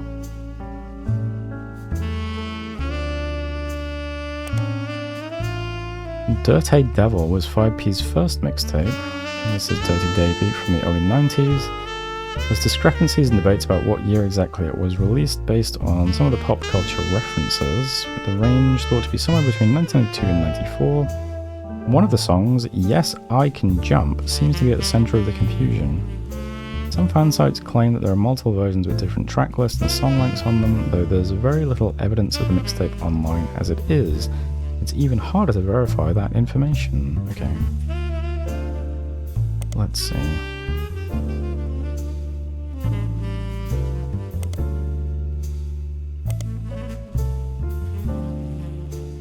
Dirt Poor.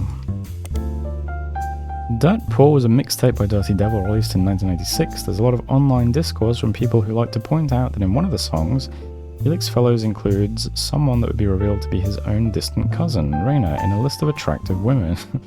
The lyrics to one of the songs, Heat, maybe I should search this again. Heat mentions a few different prominent female actresses, models, and musicians from the 90s and provides a crude pun or line about what Fellows felt about them.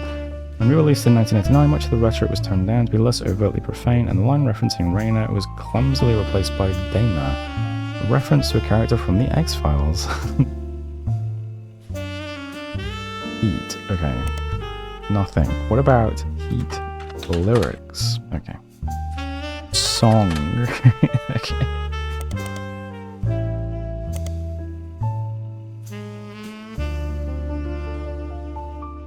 Okay.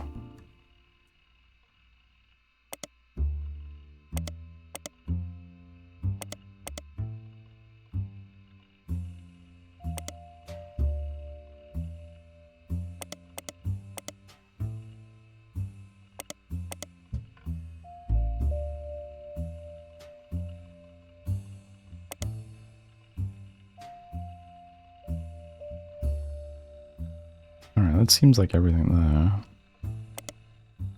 Which one's music again? Oh, Modern Music Monthly. Defunct Magazine. You gonna have anything about this guy?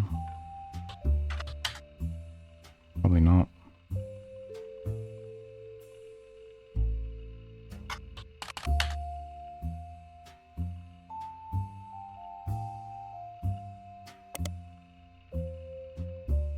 IPs are popular and attractive enough that even though his music is not targeted toward teen girls, they seem to be paying attention anyways. While he hasn't done any interviews for the magazine, they've listed him amongst the hunky hotties for the, I mean, sure, I'll search that, for the past few months, with small bios that tell you various facts about him. This includes his real name, David, his birthday, February 9th, 1977, his star sign, Aquarius, and where he grew up.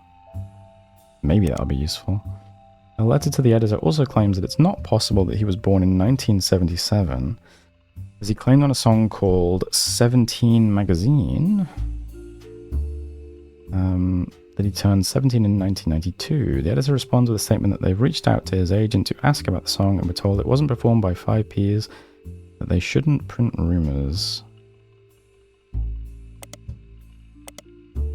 17 Magazine.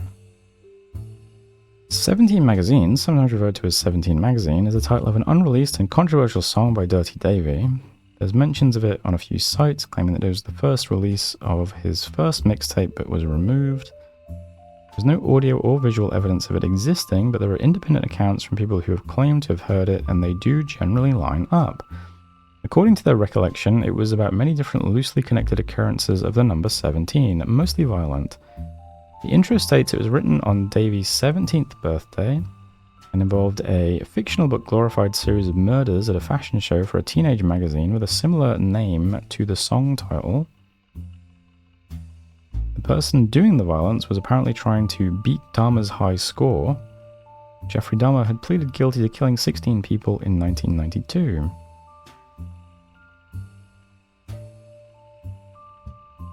Fashion show for a teenage magazine.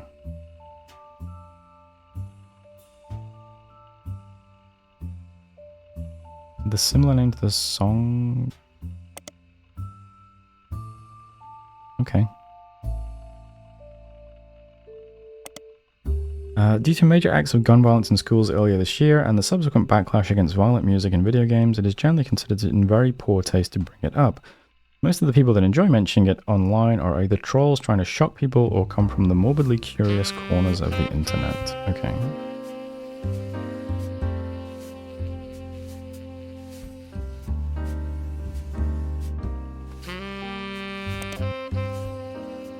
Okay. What else we got then?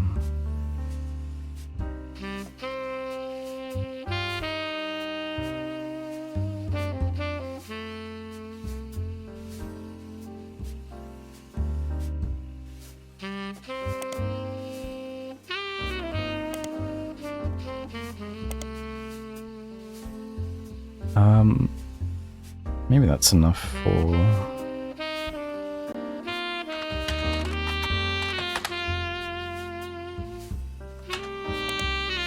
Let's see, was there anything else here?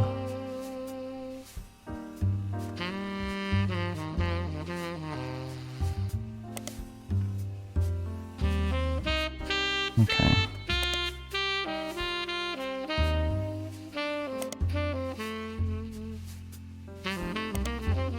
Okay. Miracle Rootree. Anything new going on with you? Miracle Sr. is going on a new tour of the United States in late 1999. The previous flyer for the 3 generation Miracles has been replaced. Be a part of history. The oldest living Rootree reprises and retells his incredible true story. Miracle Rootree grew up as one of the famous 5 pieces living... Do I have to search that again? Maybe. Living a life of wealth and luxury, but fortune was nothing compared to the powerful force of the Almighty. Doctors determined he was destined to die young, but fate had different plans. He has lived a long and fruitful life, however, he is now in his 70s and his age is beginning to make life on the road more difficult. So consider this your last chance to see him in a town near you before he settles back down in Pennsylvania. In this intimate evening, Miracle will reminisce about his famous history. He'll discuss his family's saints and sinners and provide a unique perspective on one of the most notable families in the United States today. Learn what originally drove him away from his fortune and into the arms of religion, and learn how his life has become more wealthy in spirit than it ever could have been from his inheritance. The site also lists the churches he'll be appearing in and mentions that tickets can be purchased at their local services. Noticeably absent are any mentions about Miracle's news appearances. Okay.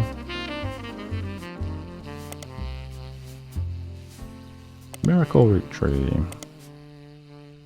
This page hasn't been updated for at least 8 months and may now be irrelevant.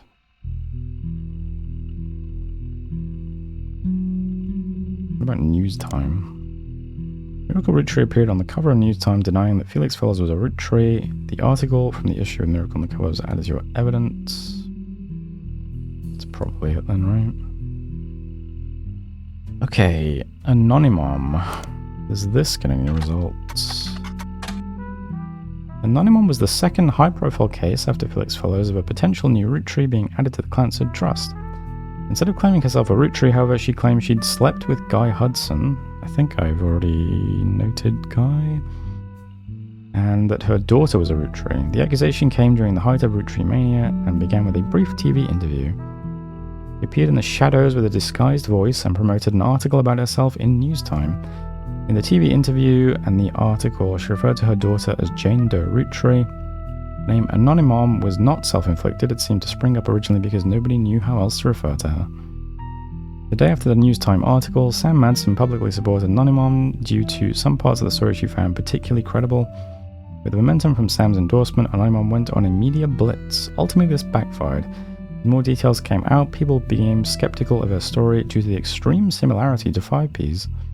Her accusation even included many of the same details as his mother's story. This included her job, secretary, and the time period, late 70s. Did I make a note of that? Maybe, who knows. Someone's mother's profession? Hey, it might come in handy. After fumbling the 5P story so publicly, the Roottrees were more prepared to handle all kinds of trust-related cases. Within a week, a DNA test proved that Anonymom's daughter could not be related to the Roottrees. This was announced at a joint press conference with lawyers representing both Anonymom and the Roottrees. Each party ensured their respective clients provided accurate samples. Immediately after the negative results were released, many of those who had already been skeptical felt vindicated. Others who had built up hope that history could repeat itself after 5Ps felt duped. Many people suspected the whole affair had been a hoax to gain fame and money. Many demanded that Anonymom be held accountable, and some people even began to attempt to track down her true identity. The Rootree Company... Have I ever seen that term before? The Roottrees company felt pressured to put out a second statement to try to curb some of the backlash, even go so far as to say, though it was scientifically proven that Jane Doe Roottrees is not a Roottrees, this doesn't mean that her mother and Guy Hudson were not involved in an affair. She had every right to make her claim, as it has been verified that her stories about Guy Hudson were not exaggerations. Please leave their family alone. Many people claim this high-profile anti-climax public backlash was the beginning of the end for Roottrees mania, since much of the fun was the shared fascination about secret Roottrees. Others think that, like any fad, it just ran its course naturally. Regardless, this was the final notable event related to the release of 6 pieces, and things soon went back to normal. Jane Doe Roottrees has already been eliminated as a potential new Roottrees by the company's lawyers, who are the ones verifying your work. Anonymous Zephyr does not appear on your updated tree. Okay.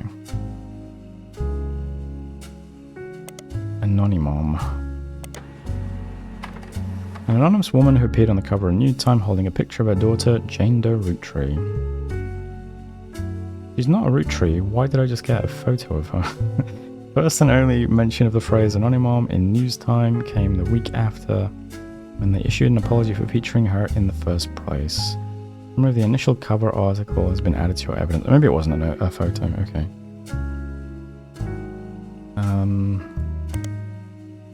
What about, let's see, Jane Doe Roottrees, does that get anything special?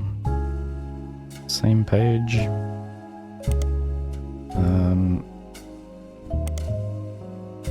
Yeah, same page, okay. Next up, indecisionitis. Does this have any hits? It does. Indecisionitis was a disease coined by a popular sketch show as part of a fake pharmaceutical advertisement for JIT Together. While the segment isn't fully about the Roottrees Candy Company, it was released in the weeks after their bizarre response to the release of 6 pieces by Sam Madsen and references the recent news. In the sketch, a woman ordered a number 5 at a drive-thru speaker, then after pulling forward, she changed their mind at the window, asking to switch it to a number 3. This caused a lengthy backup and annoyance amongst the restaurant's employees and other patrons. After she pulled away, as the employees began helping other customers, the same woman then barged into the restaurant and passed the current line, loudly complaining that she didn't receive her number 5. After this, the sketch transitioned from the restaurant scene into a pharmaceutical commercial. The doctor claims that the woman was suffering from indecisionitis, a disease that causes extreme confusion and irritability, and has recently been found to severely hinder the leaders of large corporations, but could also spread to humans. The doctor then recommends JIT Together, a fake pharmaceutical drug. Multiple testimonials use variations of the catchphrase, "When I can't make my tough decisions, I've got to get my JIT together." The final testimonial included a bald man in silhouette with a voice changer saying, "I'm not comfortable sharing who I am, but I am comfortable saying that before I took over my family's candy company, I really should have gotten my JIT together." Scathing stuff though.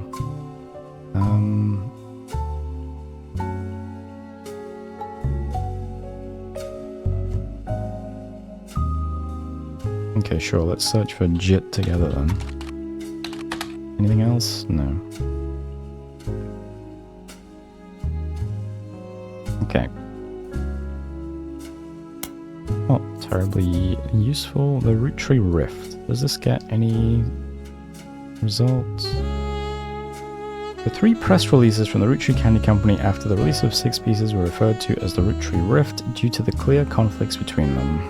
First was fairly standard. It stated that there was no president of the Roottrees Company, but that the entire family was made aware of the release of the book and that they would be meeting as soon as possible. Only then could they verify the legitimacy of the claims it raised and decide next steps. The second release was emailed to business newspapers 3 hours later and announced that after a vote, Ron Roottrees would be taking over temporarily as an interim president. It also went on to state that Ron was aware of the book, had verified the claims within, and would look into compensating Mrs. Madsen and her family immediately. It also stated that the company lawyers would be taking immediate steps with the family to revisit the claims of trust terms to make sure nothing like this could happen again. It was quickly clear to business reporters and analysts that the time between the 2 press releases could not have been logistically sufficient to gather a majority of the family, even using conference calls.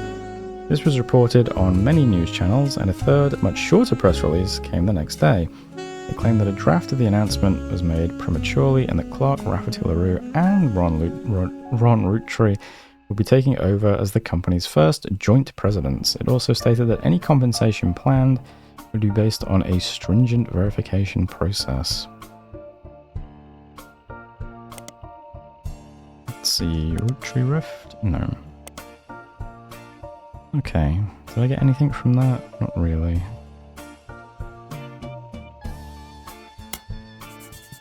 Roottrees Mania. Roottrees Mania immediately followed the announcement that a rapper going by 5Ps was actually a Roottrees, and collectively, popular culture seemed to focus on the Roottrees family and 5Ps for a few weeks before everything felt oversaturated and society moved on.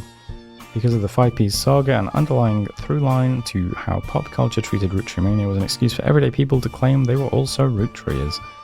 Daytime talk shows had I'm a Secret Roottrees episodes, late night hosts and guests made jokes about other lost members of the family, and there was a widely shared website where you could fill in your own name to find out if you were a secret Roottrees.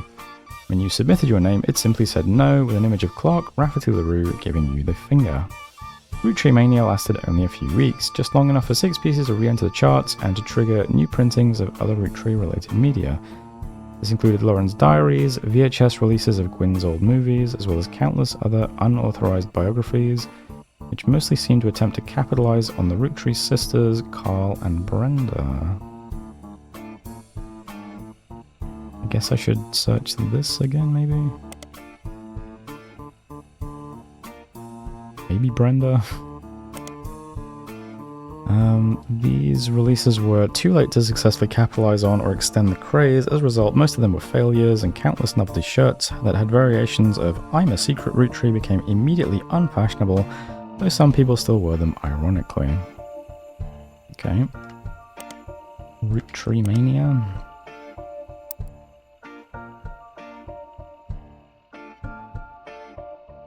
First Anderson Maple Farm.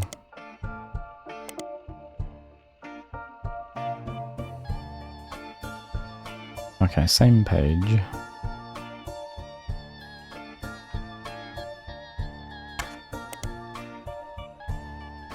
Okay.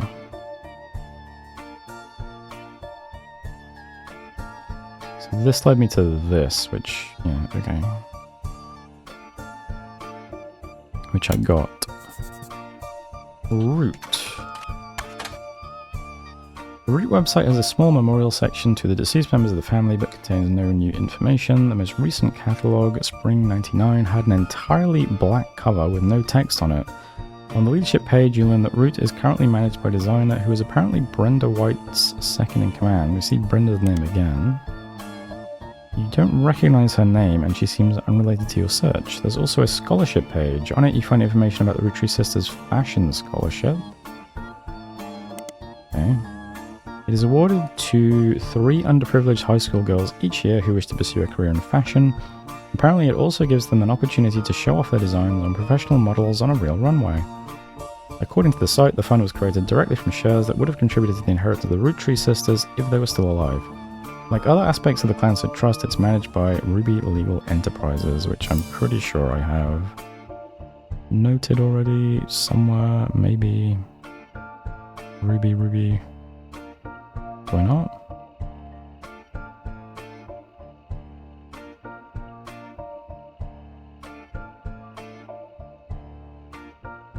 Ruby Sprout and her company Ruby Legal Enterprises, yeah, okay. Cool. Anything going on with Root over here? Starlet Teen Blast? Okay.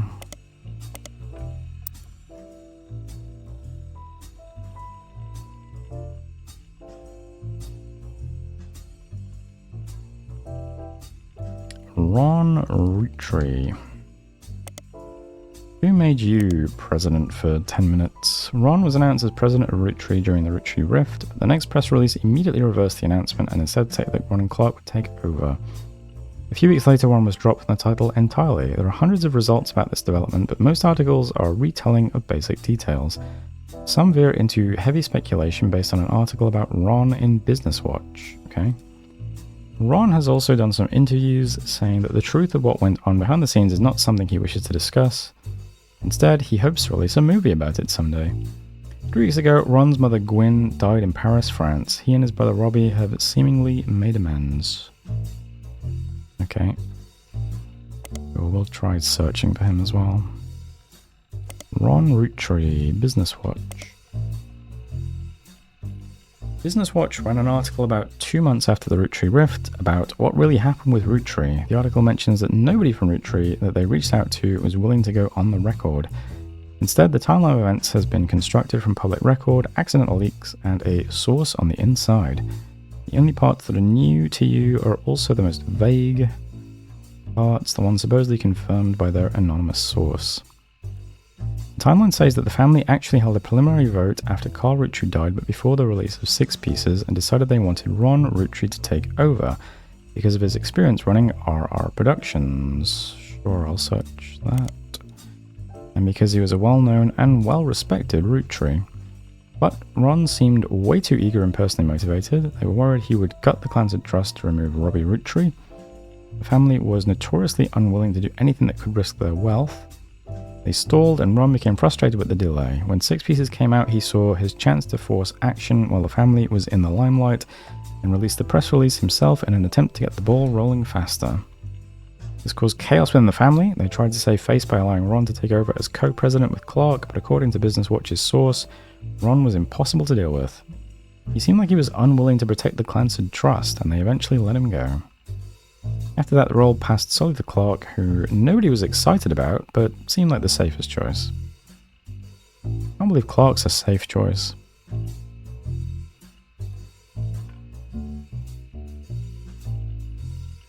Don't think there's anything else I need to note here. Anything in any other result? Probably not. Teen Blast?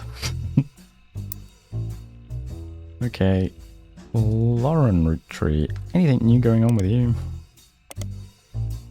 In the week of 6 Pieces release, Lauren Roottrees, author of A Life Between Wars. Am I going to have to look for that again? Let's do that now.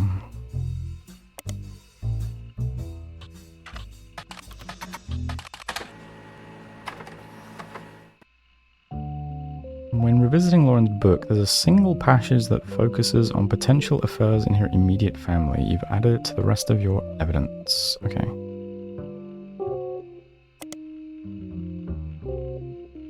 It was tracked down by a reporter as being in one of the most upscale memory care facilities in Pittsburgh. She was relocated back to Pennsylvania when she began suffering from Alzheimer's. There was a minor backlash towards the reporter that tracked Lauren down because they were caught standing on a ladder holding their camera over the privacy wall to take a photo of Lauren and her son Clark sitting on a bench outside near a small pond on the premises. Dear oh dear.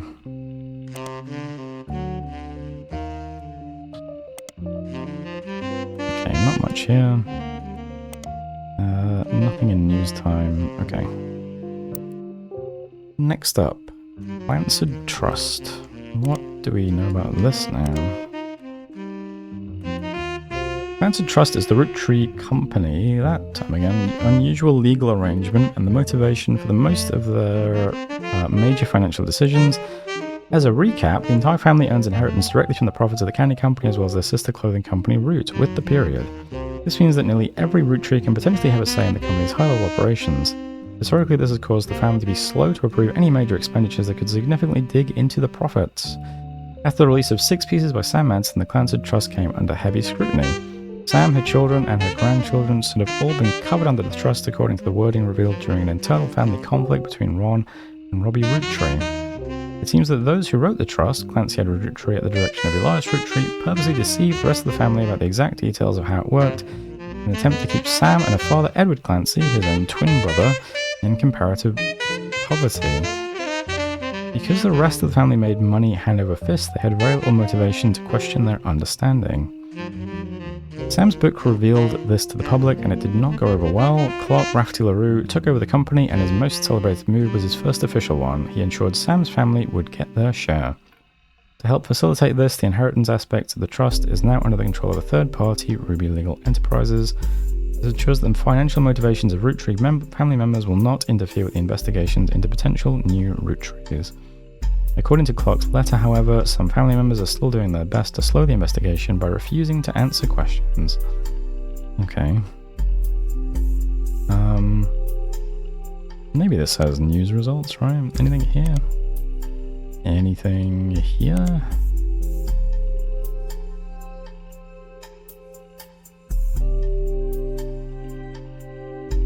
Okay, so I've already read this, I guess, since it's highlighted.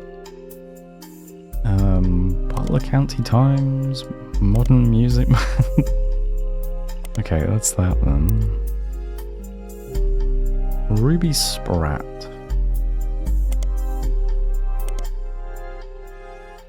Ruby Spratt, like her legal company, is relatively elusive. What? Doesn't she do PR? Well, I guess it's a law firm like a PR firm. The most complete source of information you can find from before her time at the Roottrees is from the website for a magazine owned by a major airline.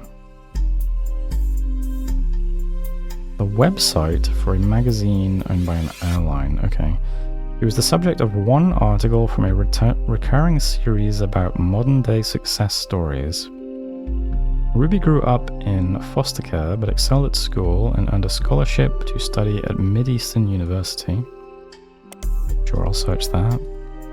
There she graduated at the top of her legal class and was quickly hired as a lawyer for a prominent firm. There are a few high-profile corporate-involved cases she was a part of.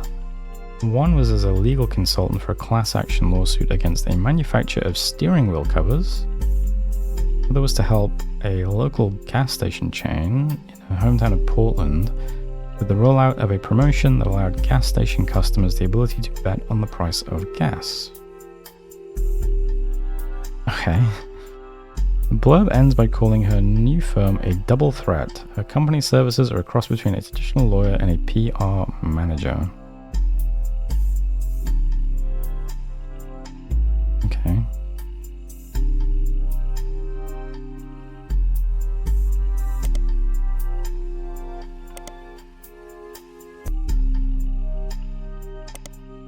I wonder if there's going to be an equivalent for Portland to the Butler County Times. News Time briefly covered the lawsuit between Ruby Spratt and Coty magazine surrounding Cicely Sanchez. They said that Cicely didn't have the rights to redistribute the photos in the magazine of Kai Hudson.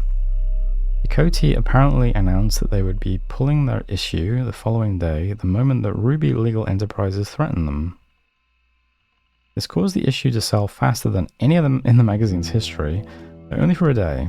Even people that would never have normally purchased it went out of their way to buy one, just in case it would be worth something someday. It especially caught the eye of conspiracy theorists who assumed that anything worth suing over would have to be hiding something. An expert legal analyst from News Times states that it was unlikely that Ruby could have had the story pulled if it had gone to court, and Picotti likely got more eyes on it than it would have if the Roottrees just ignored the story. Well, great work from the PR people at Ruby Legal Enterprises then. Anywhere else I should look for her? Probably not. And then we've also got Ruby Legal Enterprises.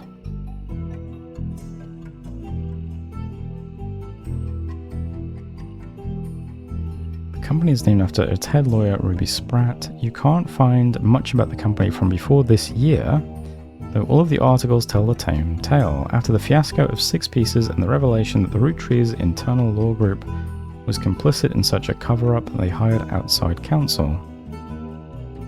The Ruby Legal Enterprise Group now seems to have ties to multiple aspects of the Roottree Corporation, including the candy company and Root. They were recently in the news due to a high-profile lawsuit they raised against Cicely Sanchez. Okay, one sec, I need some water. I'm starting to lose my voice while I was reading the last few days.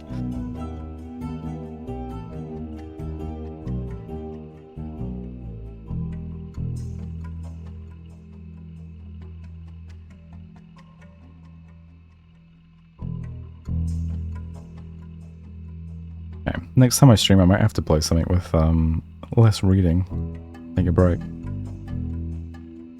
Okay, Root of All Evil. What was this? Most recent album, Root of All Evil.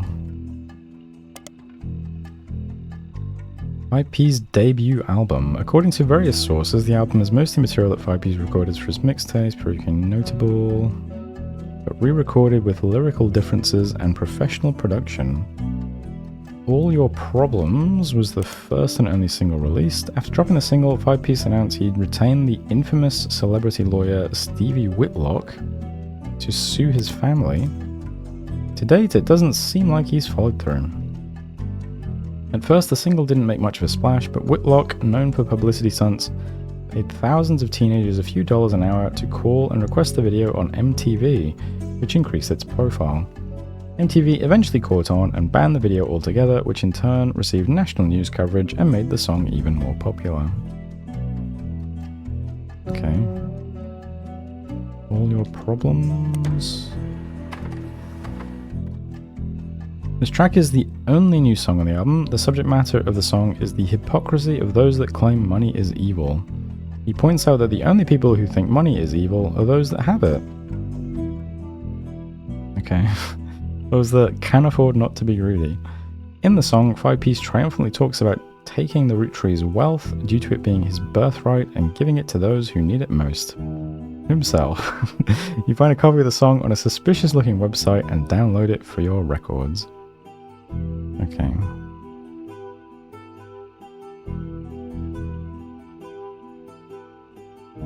Okay, news time. Guy Hudson. What's new with you? You were somewhere around here, right? Guy Hudson? Guy Hudson. Guy Hudson. I'm sure I know that name from somewhere. Do I know that name from somewhere? Guy Hudson. Guy Hudson. Hudson. Guy Hudson. Why is that familiar? Christopher Hudson. Guy Hudson, okay. Third President Guy, okay. Is that the guy who made a bunch of mistakes and then died suddenly? Guy Hudson, okay, let's see. Only president of Roottrees for a few years in the late 70s and early 80s, had mostly faded into obscurity, except for the Fancy Flavors debacle. Sure, we'll search for that again. During Roottrees Mania, he suddenly rose to prominence again after 5Ps appeared on the cover of a magazine holding a photo of Guy and his mother. Few people that existed adjacent to the company in the 70s have come forward with stories about debauchery and swinger parties. Guy liked to throw large holiday parties whenever he had an excuse, and they often got very out of hand. This fact has led some people to speculate that the night he died in a car crash, he was drunk or impaired in some way, but the Butler County Police, sure I'll search that, have released multiple statements and ample evidence that proves decisively that it was not foul play and that no party had taken place. Yeah, well, I've read on some conspiracy websites that it was very suspicious, okay? Roottrees' lawyers have been quick to threaten litigation to anyone who has tried to disparage Guy or the company in public. I'm assuming Guy is, well, I mean, is Guy going to be one of these people and then 5Ps is going to be one of these people? Is it just this?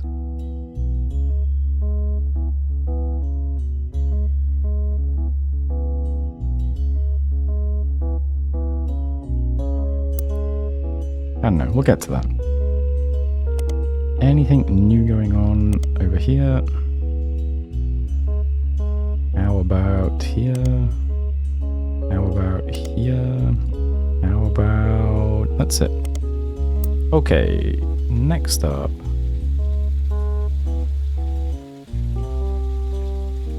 Dirty Devil, Yes I Can Jump.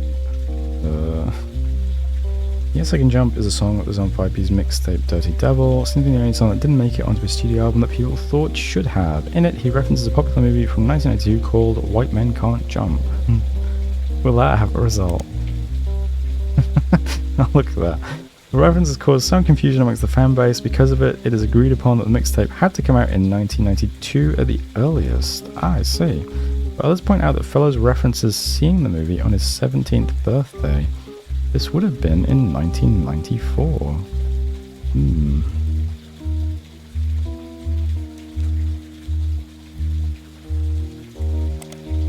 Let's just highlight all that then. Some take this to mean that the album had to have been released in 1994 at the earliest. Others claim he was likely just trying to make himself sound older, since in response to some of the more questionable lyrics, he has stated multiple times that he was just a dumb kid when it was released. Right, does this have a hit? Oops. No. Okay. Next up, what have we got? Roottrees. The website you used to initially place Raina, Rose, and Riley is still up, though instead of a cheery pink background with purple text, it's now a more traditional black text on a white background. The young webmaster has turned the site into a memorial for the sisters and their father. It seems like she did end up getting her ears pierced like Rose after all. Regardless, there's no relevant information, just a picture of the girls with a sad MIDI piano playing in the background. From other higher profile sites, you find that a charity has been set up in the girl's name, the Roottrees Sisters Fashion Scholarship. Pretty sure I noted that already. Do we want to look for... I mean, I assume this is going to be the result for the Roottrees Sisters, right? So, can I just search this in periodicals, see if there's anything new? Nope. Teen Blast, nothing new. Okay. Hunky Hottie. So I don't think this will have any results. But, you know, too funny not to try. 17 magazine. Alright, this thing.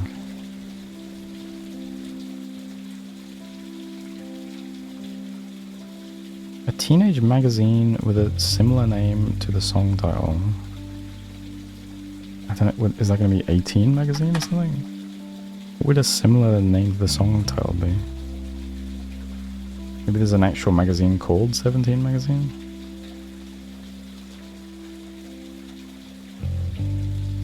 What was this magazine called again? Teen Black. It can't be that one.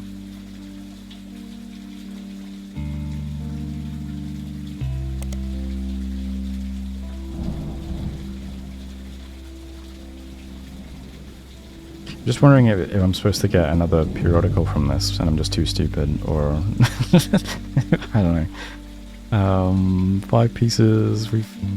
Surely I searched that already. Okay, this is not relevant now. Roottrees Company. Does this give me anything different? Much has changed over the last many months at the Roottrees Candy Company. One of those things is its website. Although during your last search you only got a good look at the history page, the design itself has clearly become much more sleek and very corporate. Gone is any history focus on Elias Roottrees. Instead, the site seems to focus on the present status of their candy offerings with high quality JPEGs of each of their products. There are also some small ads for Root, which is the clothing company owned by the Roottrees Candy Company. There is a small section at the bottom that lists the president as Clark Rafferty LaRue. A short bio mentions that he was responsible for some of their marketing before taking the reins after the unfortunate plane crash. There is also a small memorial section for those that perished in the crash, including the Roottrees sisters, Carl and Brenda again, Kurt Johnson, Mark Sanchez, Trish King, and Eliza Nicholson. Okay. They seem they're the flight staff. What else we got then? Secret Roottrees. Nothing. Okay. Jit Together was a joke. Roottrees Sisters is, yeah, nothing, right? Okay, Brenda. What's your name again? Brenda White. I guess you'll be Brenda Roottrees, won't you? Brenda Roottrees.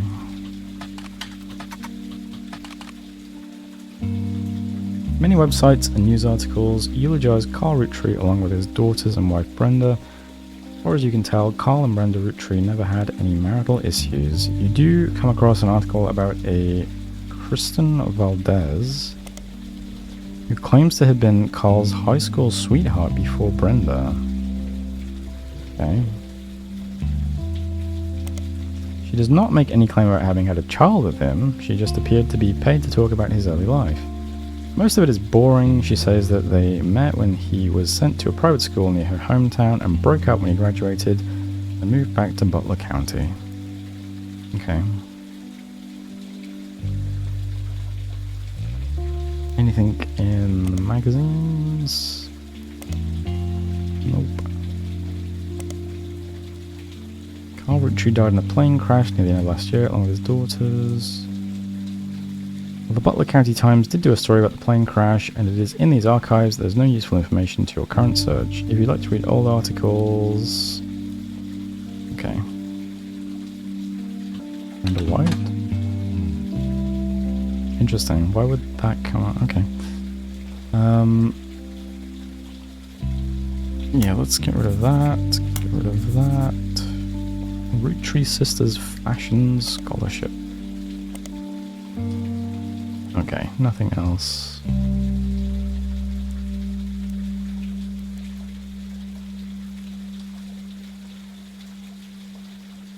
It's managed by Ruby Legal Enterprises. Anything? I mean, maybe it might be mentioned in a magazine.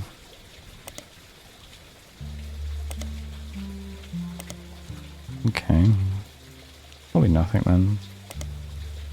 Robbie Rootree. Robbie Rootree was released from French prison after serving a few years for assault.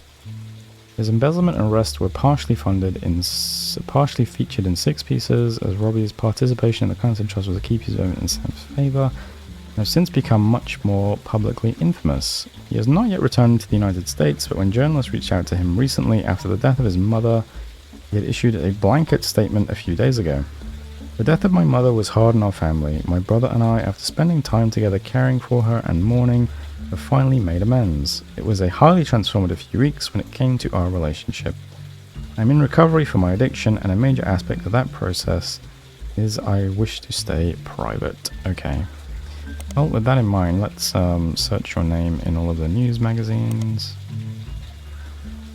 Probably not going to be anything else there is then. Okay, that's really nothing. RR Productions. You gonna go anywhere? Guys Like Us remake? No way. The Guys Like Us remake has been discussed a few times on a website about upcoming films called Movie News.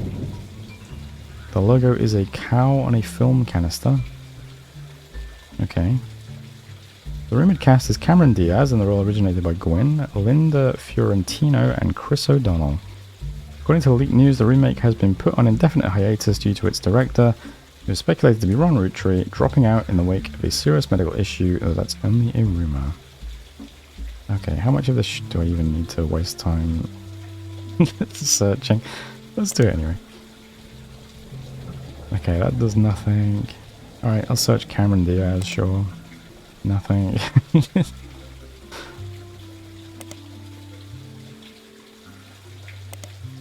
Okay.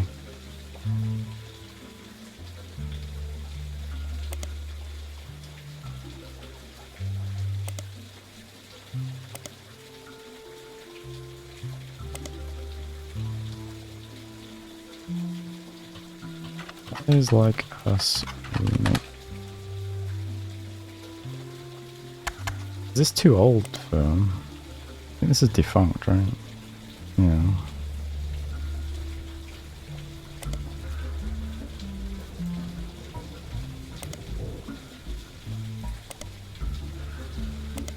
Okay. That's probably nothing. Mid-Eastern University, what was this about? Ruby went there, okay. Mid-Eastern University is a notable private college that advertises itself as midway between Maine and Miami. Didn't tell you where they are. The mascot is the Spectres. Okay. Though they are not known for their sports programs as much as their education, their legal and language departments are their pride and joy, though they also have fairly extensive computer science and robotics programs. Along with other prestigious schools, they haven't quite reached the notoriety of Ivy League schools. Some refer to it as a Little Ivy. The college has embraced this, calling their newspaper the Herald, which is a combination of Hedera, the scientific name for ivy, and Herald. Oh no, is this a publication? Fuck. Herald is the school newspaper of Mid-Eastern University. It appears to be available in your periodical archive. The website boasts that they have a historical technology museum on campus, including a still functioning computer from the 1960s that takes up a full room. They also have a printing press that they use to print one special year end issue of the Herald each year. Okay. The Herald. Ruby Spratt. Ruby Spratt graduated top of her class from Mid-Eastern's Legal College. Her valedictorian speech was somewhat controversial at the time, as it was quite serious with a heavy focus on wealth inequality. This didn't go over well with the predominantly middle to upper class audience in attendance. The editor of the Herald at the time said, Ruby, unsatisfied by simply earning her place at Mid-Eastern with a full scholarship, went on to earn a captive audience of her peers with a perfect GPA. It felt like the ideal occasion for a celebration of an undoubtedly incredible individual. However, by the end of her speech, there were many in the audience that wished that neither of those events had transpired. It was a passionate attempt to use her soapbox to proselytize her fellow students and their parents into the religion of poverty. But unfortunately, judging by the silence, they remain unconverted. Interesting that such a person is now in control of the wealth of the company.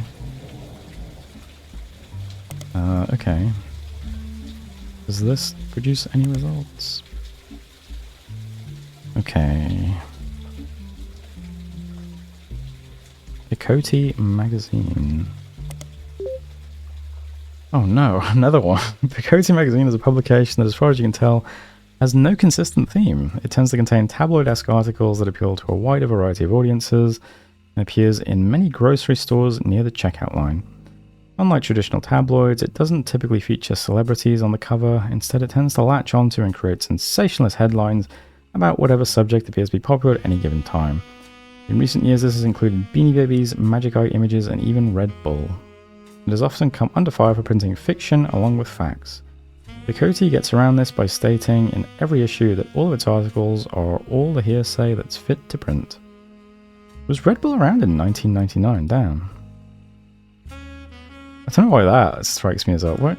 I wonder where Wikipedia was. When did Red Bull first come out?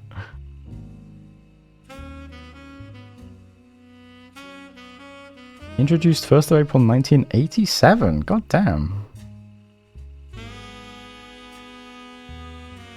Is it weird that I think of energy drinks as relatively modern things?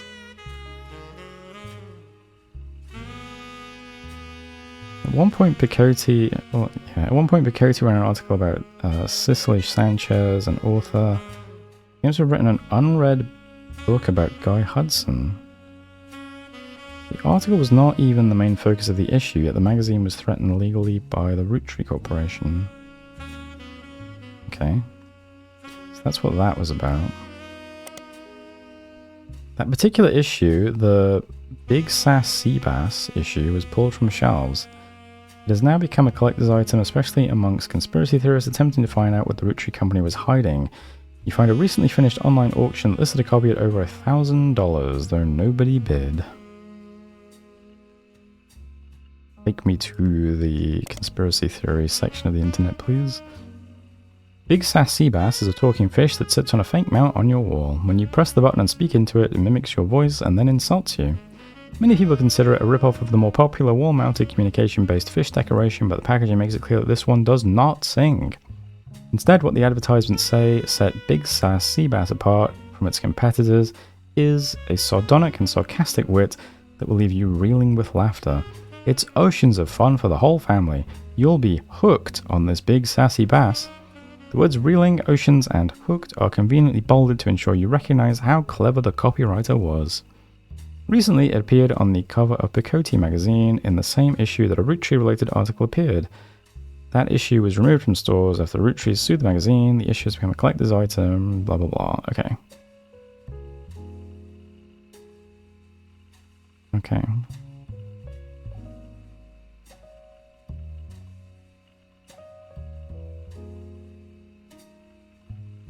So, I need to go to Picote, search for Big Sass Sea Bass.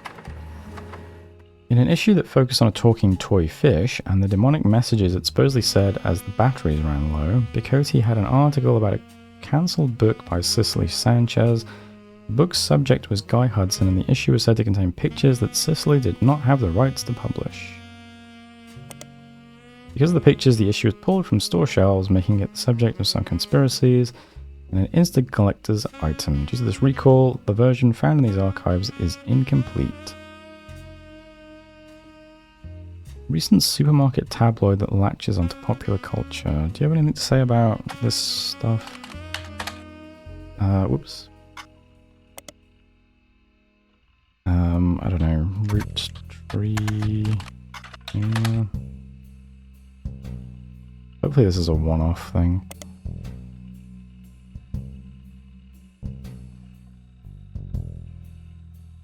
Okay. Am I getting through all of these almost? Oh yeah. Maybe. OT Magazine. Cicely Sanchez. Though what time is it? Man, really short stream. I do need to finish soon though.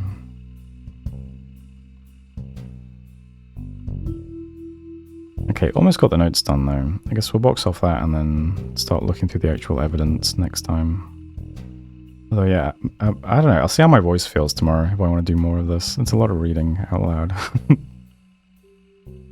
Might play something else for a bit. I'll leave that there for now though.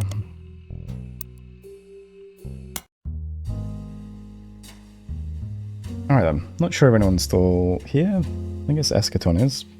Hope you enjoyed the background noise anyway. Yeah, I'll try to, definitely tomorrow, yeah, I'll try and stream a bit earlier. I can go a bit longer. I'll either do more of this or play something different for a bit. This game that just came out that I kind of wanted to mess around with, is it, oh god, what's it called, like Quasimorph or something? That would be kind of cool. Maybe I can do a bit of that and then switch back to this the day after or something. I'll see how I'm feeling.